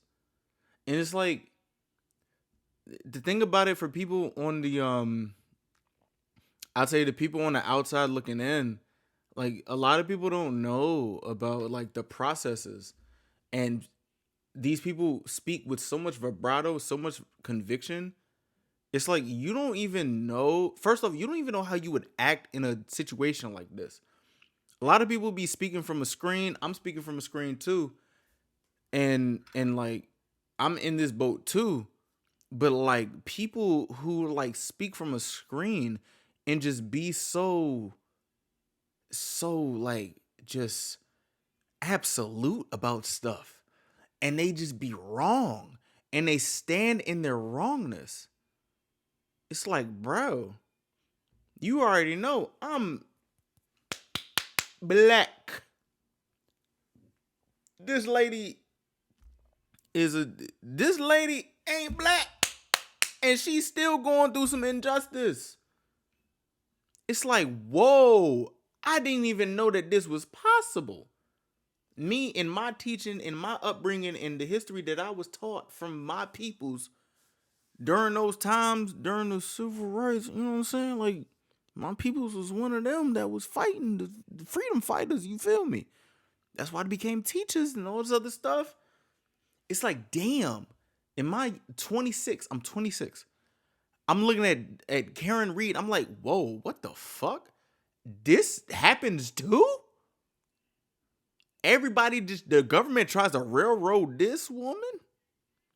And she don't even seem like she is the slightest bit of arrogant at all. It's a mind fuck. It's a literal mind fuck. That them people really tried. Them people really tried. They really fucking tried. And like, she was able to pull through. I hope she do good in her civil cases. I hope she get her chicken. I ain't gonna lie to you. I don't care if people talking about like she money hungry. Man, the government tried to do that shit to her. Get that chicken. Especially in these trying times. Get that chicken. Get that chicken if you want to. Shit. These roosters coming home to roost this time. Get that chicken. Civil case, criminal case, man. Get that chicken. She had to sell her house for this shit. She had to sell her house to prove her innocence, bro. Like, I understand people like don't have sympathy for rich people, but like, fool, this is like injustice to a rich person. And I'm not somebody to be like, oh my gosh, the rich people are losing their stuff. I'm just like, no, we're gonna absolve ourselves from this. This is injustice. All these people were trying to put Karen Reed under the jail. And the thing that I would like to happen is find out who the fuck killed John O'Keefe. If she need to get out of Massachusetts, then go ahead. Shit, man, shit. My brother was up in Boston. I do want to visit Boston one day. I ain't gonna lie to you. I'm trying to go to that. I'm just trying to see what Boston about. I do, but Boston is Boston, and I'm afraid of Commonwealth states. I'm petrified of Commonwealth states. So, and that's just for the reason as to what you think, but that's besides the point. Throw the pink up. This why we throwing the pink up, nigga. This why we throwing the pink up. Just acting a damn fool. She prevailed. And she mentioned the Lord and Savior Jesus Christ and God. Hold on.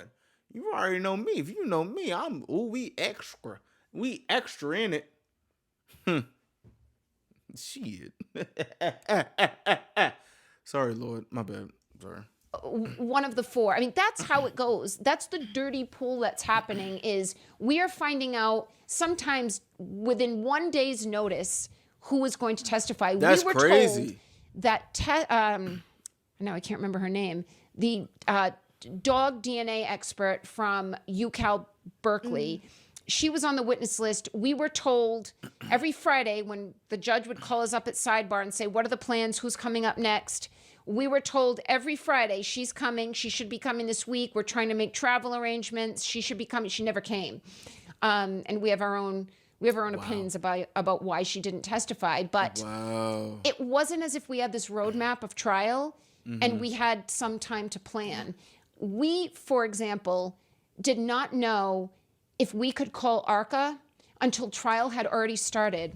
So Judge Cannoni told Alan the morning of opening statements in trial 2 that she had not made up her mind about ARCA, and he was therefore disallowed from mentioning ARCA in his opening statements. Bro, this shit's not cool. This isn't cool. Whoa, what the fuck? So that meant Hank Brennan presented his case, and you're going to hear from Aperture, ladies and gentlemen, and 2 PhDs. Oh, that's right. Shannon Burgess lied about his degrees. Yeah. One PhD is going to tell you that car backed up at 24 miles an hour, 62 feet, and it spun him around like a top, and he fell and cracked his head open.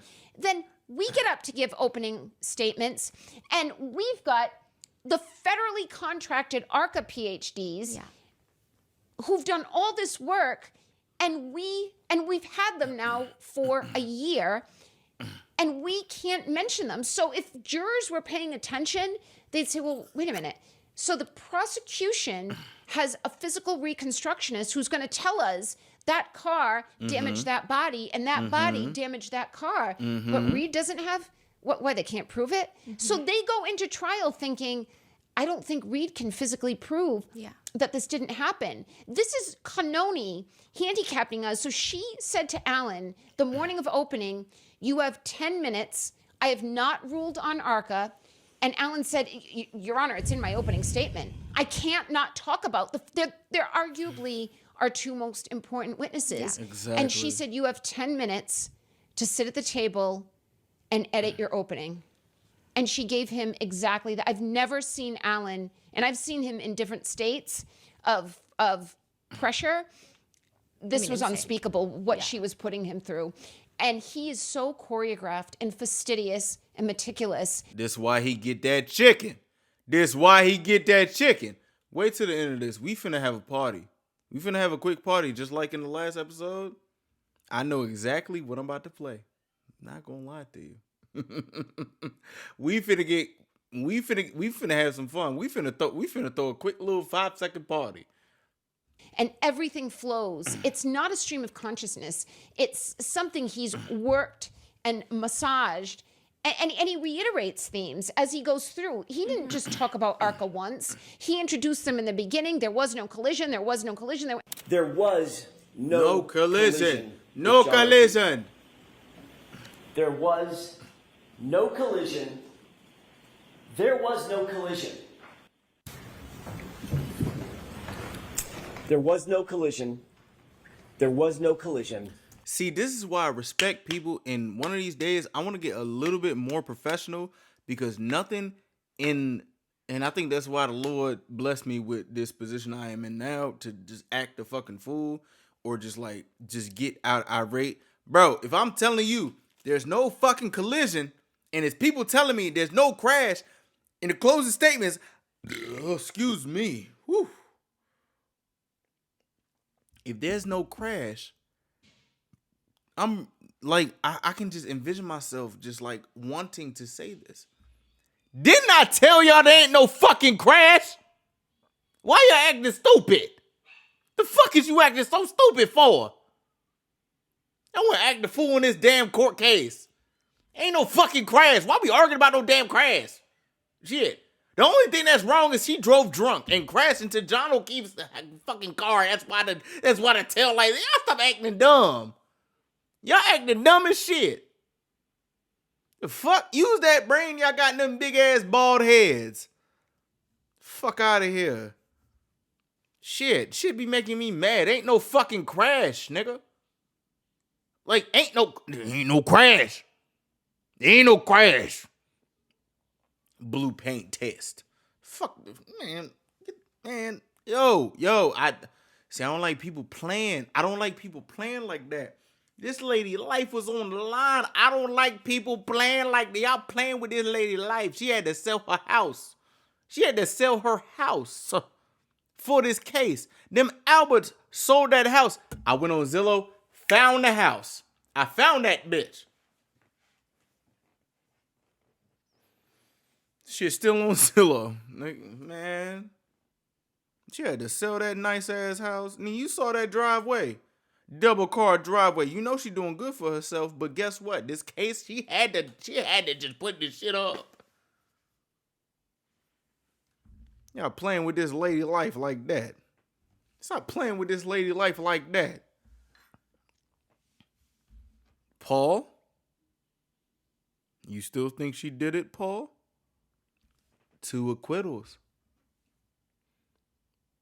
You ever see somebody get so much support from one type of side? Like, this is like the most support I've seen from somebody that is actually innocent versus somebody who has all the support of someone who's guilty. Like, they're having the support in the public.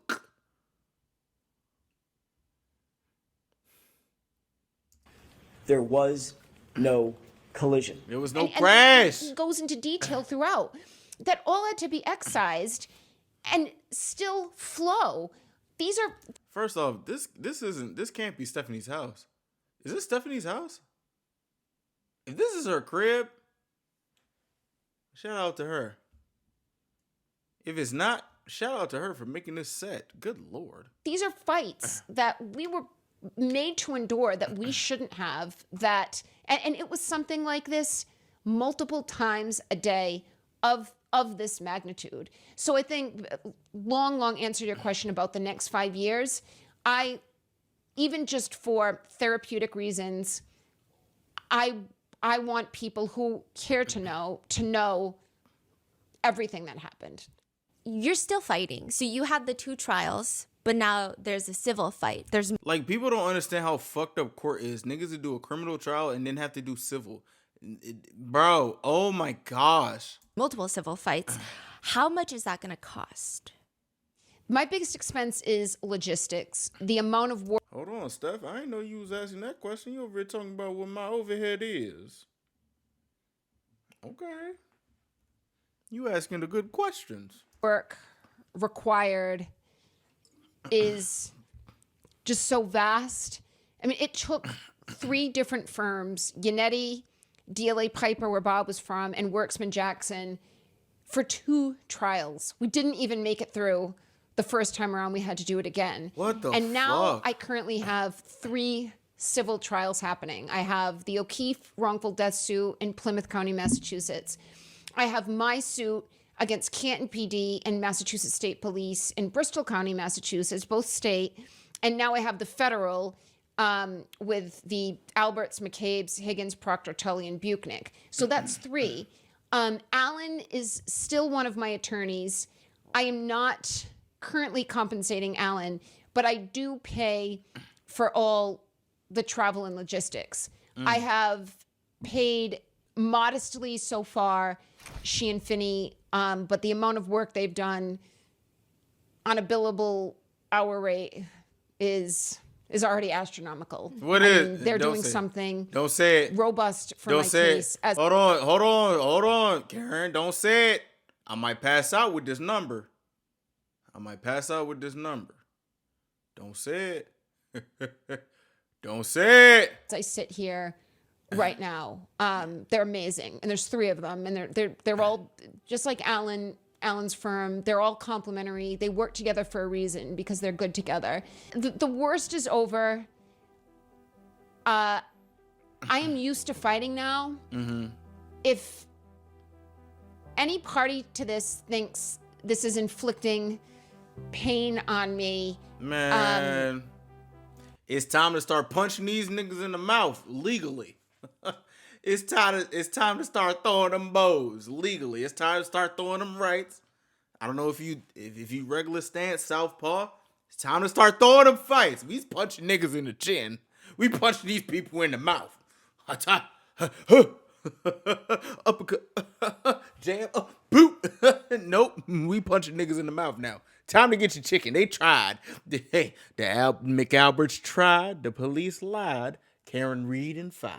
you know what I'm saying? you don't understand what I've been through and what I've survived and what I Man, can handle. Hold on. And you don't understand what's going on and what more is about to be revealed. I mean, we were hamstrung, in our opinion, badly at trial.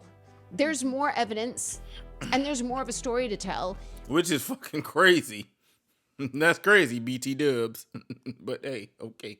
And it has to be done. We have to finish this. It's why Alan is still involved. It's why Damon, he was my parents' attorney throughout the last year, but it's why Damon wants to be a part of this civil suit as well. But we have a lot more to do, and luckily we know this case so well. So many of us know it so well. It's just a matter of understanding civil law and how this all has to play out, and it's even more tedious than the criminal court. Understandable. And I know you have a civil fund set up. I'm gonna leave that in the description for people to support. Okay. I think it's interesting because there is kind of this narrative that like you got a book deal, you have all this money from the documentary, which we're finding out is not true. You sold your house. We do know that's true. You lost years of your life that you could have been working. You lost your careers. You used up your savings. You cashed out on your retirement. You sold your treadmill. I did so. Who said that? Yeah. Bro, do you know how fucking crazy that is? She had to damn near sell everything. Like, bro. And again, I'm not somebody who likes to like side for the rich. This lady sold everything. She's still going, bro. She's still going.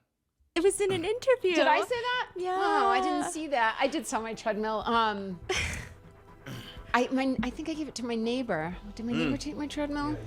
Yeah. I sold it to my neighbor. My neighbors were lovely. They're a young family, and they had a baby in the middle of all this. It was funny because I would, not like a creep, but I would watch them out the window. My bedroom faced their house, and Okay, the Karen. Okay, cool.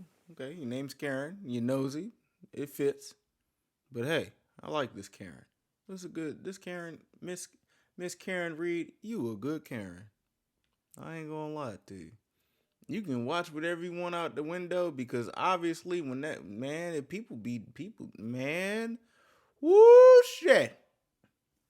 Fuck. I would hear the little baby that was born, I want to say, and their baby was born in the winter of 2022.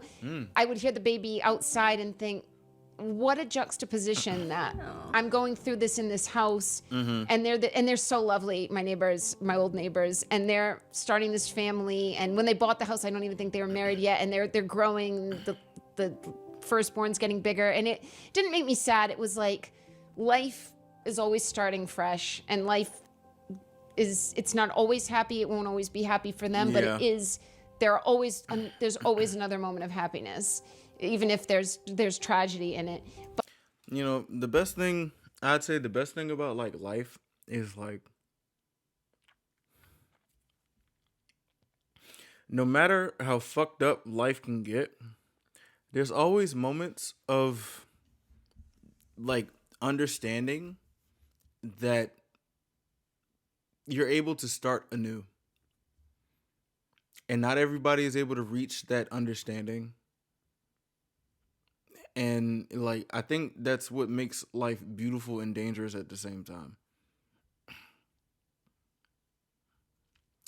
I can't really like provide more information further, but just the beauty of life. And for me, I don't think beauty is 100% good. I think beauty is like a 50-50 or a 60-40, regardless. It gets to that 100% anyway. It needs to get to that 100%. Sometimes life is beautiful, but that beauty can be ugly as hell. That beauty can be downright disgusting. That beauty can be like I don't know what the word to like bring it up to, but like just the fact that that beauty can fill out that 100% makes it beautiful. I don't see beautiful as a cut and dry thing that is 100% good. Because I'm not somebody who just thinks all good is just good. I think bad needs to come with good, but the good, we can respect the good, we can love the good, because anything that's worth being good, pain comes with it. It sucks. But those moments where the beauty shines, those stick with you. You know, in them dystopian movies, when the rose comes through the concrete, it's beautiful, bro. It's real life beautiful. I may be speaking from a different perspective, and I would like for you guys to tell me your perspective, but it's everything is all about perspective. Literally. Perspective and perception.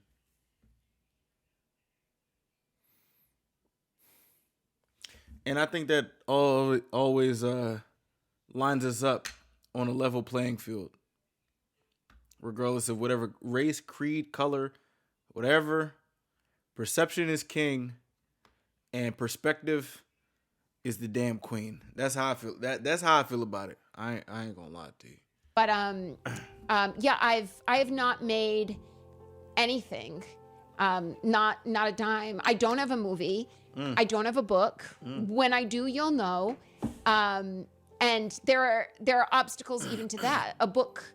My understanding is if we are authors, we could be given some to write the book, almost as if we were taking a sabbatical to write this book. What? With a movie, what I'm learning is someone like me who would be selling her life rights for the movie, I wouldn't really be able to monetize that until the movie is actually in production, that my rights are actually, it's like a stock option. They're actually going to be, the rights will actually be exercised. So no, I love my parents, but I don't know that the three of us need to live together until the end of time. I'd love to live with them. Girl, get your chicken, get you a good little apartment, good little house, man. Come on. Get your chicken, man. You got fucked over by the government in Boston, in Massachusetts, whatever. Get your chicken the way that you need to. Do good by the way that I've heard that you've been doing good, and you will be blessed. Hopefully, you will be blessed. Get your chicken, get your place, whatever you need to. You ain't got to get a little 2-car garage. You don't have to get all that, but you can get something. I hope you're able to get something that look all right. You know what I'm saying? Shit.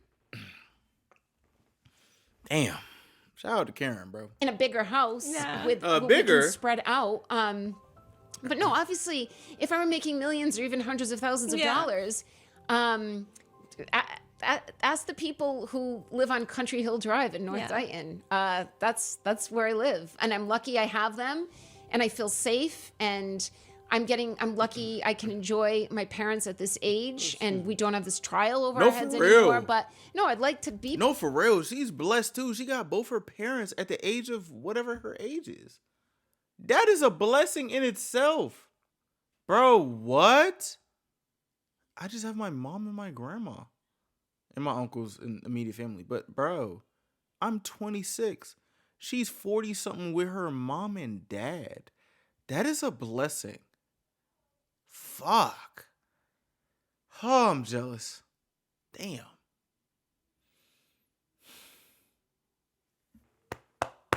Hey, Karen, keep doing good things, man. I'd like to be doing things. I'd like to regain some more strength physically. I'd like to, I don't know that I like to travel right now, but I'd like to be somewhere with the people I love. And I haven't been able to because I don't have the resources.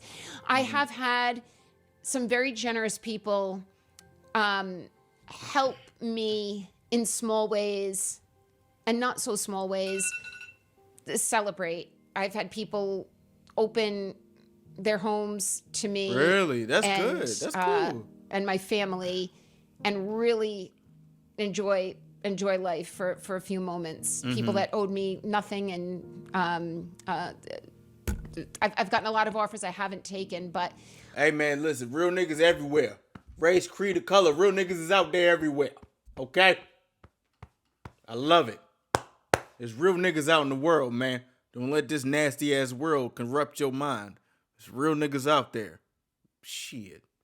And I've got a lot of work to do. So wherever I go, I can't really just unplug, but I haven't made any money. I haven't made any. If you can find an example, chicken. if someone has a receipt, by all means, and I'll answer to it. Okay. They can send it to you. All right, for sure. And I will answer to Shit, that. fuck it. Speaking of money in movies, you're not making any money from the Amazon Prime movie with Elizabeth Banks. Is it Amazon Prime?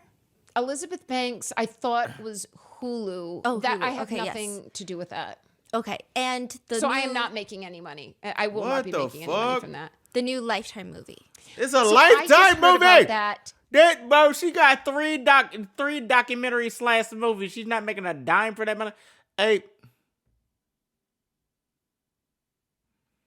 man, we throwing a party after this video. Hold on, she need to get her chicken, bro. She need to get her chicken. Make that shit fried, however the way she like. She need to get that chicken. You know what I'm saying? She need to get her chicken.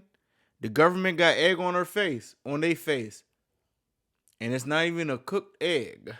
Okay, this shit crazy as hell. Three mediums of media. She ain't getting no money from it. Huh? yesterday, I refreshed my news feed and I saw the announcement from Lifetime. Who's that? It's funny. The actress, I actually saw a still. Apparently this is done. They've filmed this and it's coming out in January is I think what I read. It's on their docket for January. And the actress Katie Cassidy, her father, David Cassidy, he was on a show in the 70s called The Partridge Family, and it was a band. Have you heard of The Partridge Family? Girl, It was like in the Brady Bunch era, like bell bottoms and kind of poppy, catchy music.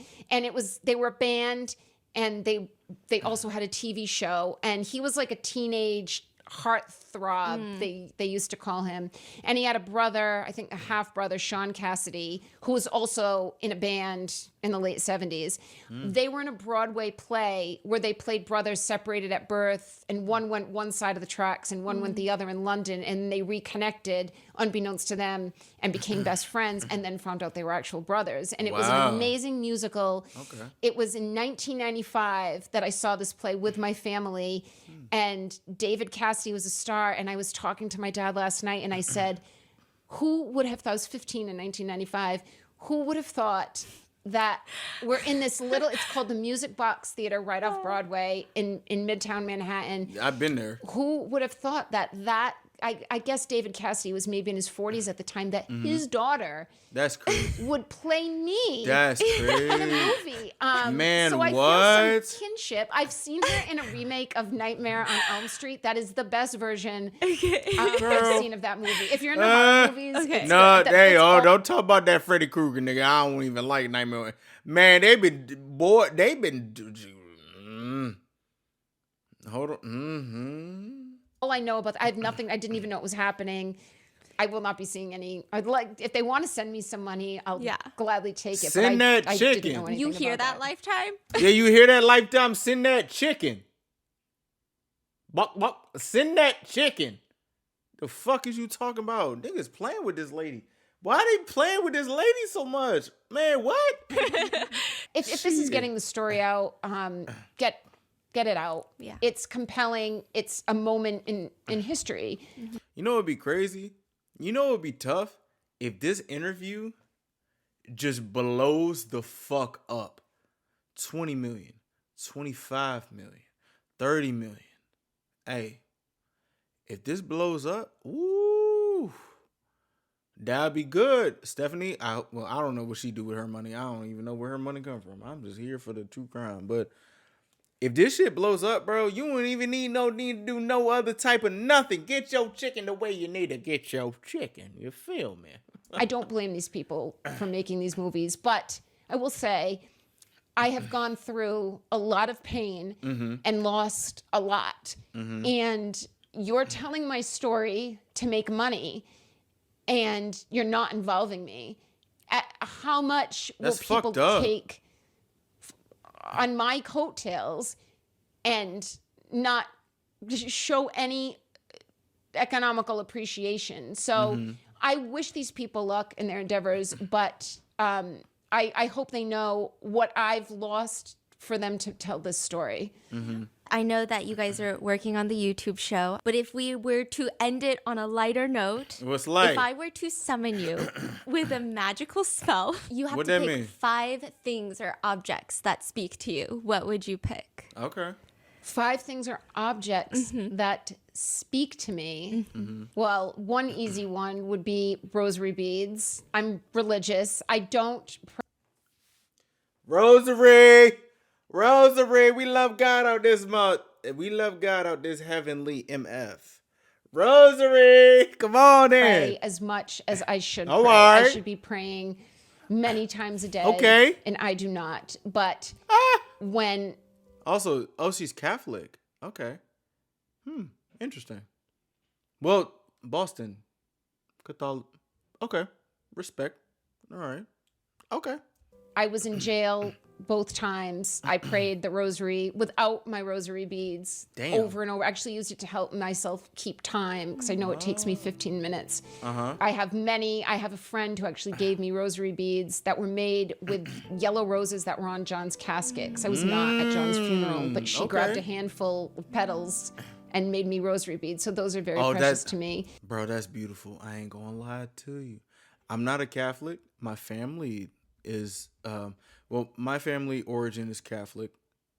I'm Christian. But, commemorated my family with the rosary. We love God, man.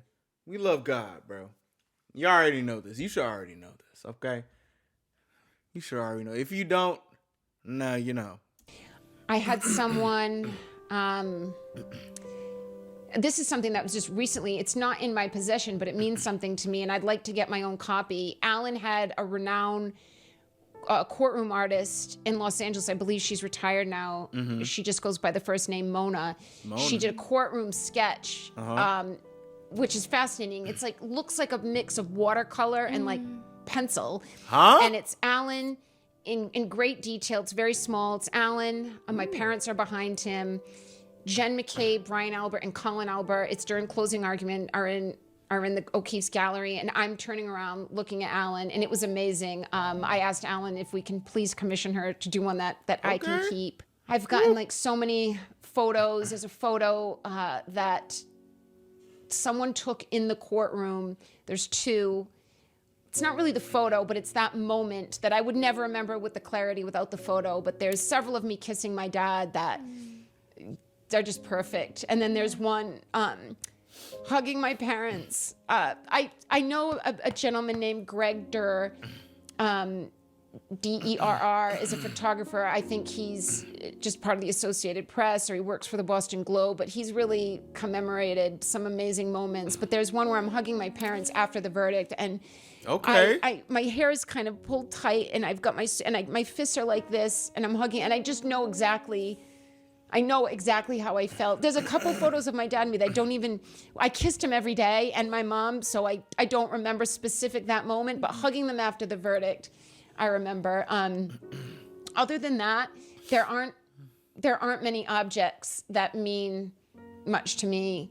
I've learned to become more transient, less sentimental through this process because, I mean, I had a house that was big for me that I filled with things that I collected and art, and luckily I gave a lot of it to a cousin of mine who I know is going to look after it, and I actually hope he keeps it all because I love him. Yeah. But I'm not too attached really to anything that's real physically anymore. When your freedom is on the line, none of this material stuff, you could lose it all, and it all has a monetary value. My treadmill had granted it was not used very much, but none of it means anything. So I don't have too many objects. Well, I ain't gonna lie, she real, bro. This a real man. Oh my gosh, fuck. There's photos. I don't even know if those count, but I don't have too many physical objects that mean all that much to me. No, but those are like the best ones, the ones you just said. I really hope, don't listen to those people. I really hope that we hear a lot more from you talking about your own case yourself. For real. We're gonna look forward to the YouTube show. I think it's gonna hopefully come out around the time this comes out, hopefully. We are going to be having a YouTube channel launch, hopefully in January 2026, The Read Files. The Read Files. The Read Files. And I'm going to link it. All right. That'll be Alan Jackson. All right, bet. Nick Rocco is going to host, and I'll be there. I'm the Read. Okay. Okay. And that's a wrap. That's a wrap, nigga. Damn, you just going to end like that? Damn, Stephanie. I love that Stephanie is able to get these connects and do these interviews. Secondly, shout out to Karen Reed. Shout out to the people that helped her. We learned a lot of things in this interview as well.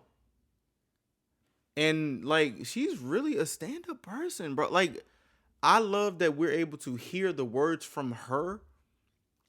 And it's really fucked up that even she's still going through stuff like this. And it's like, wow. They really tried.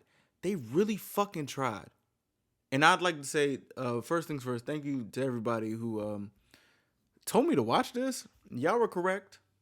Per usual. Y'all were correct. I was waiting for this interview, and it was a really good interview. Like, we got to hear it from Karen themselves. And again, with this interview, I only got one thing to say before we start turning up. The McAlberts tried. The police lied.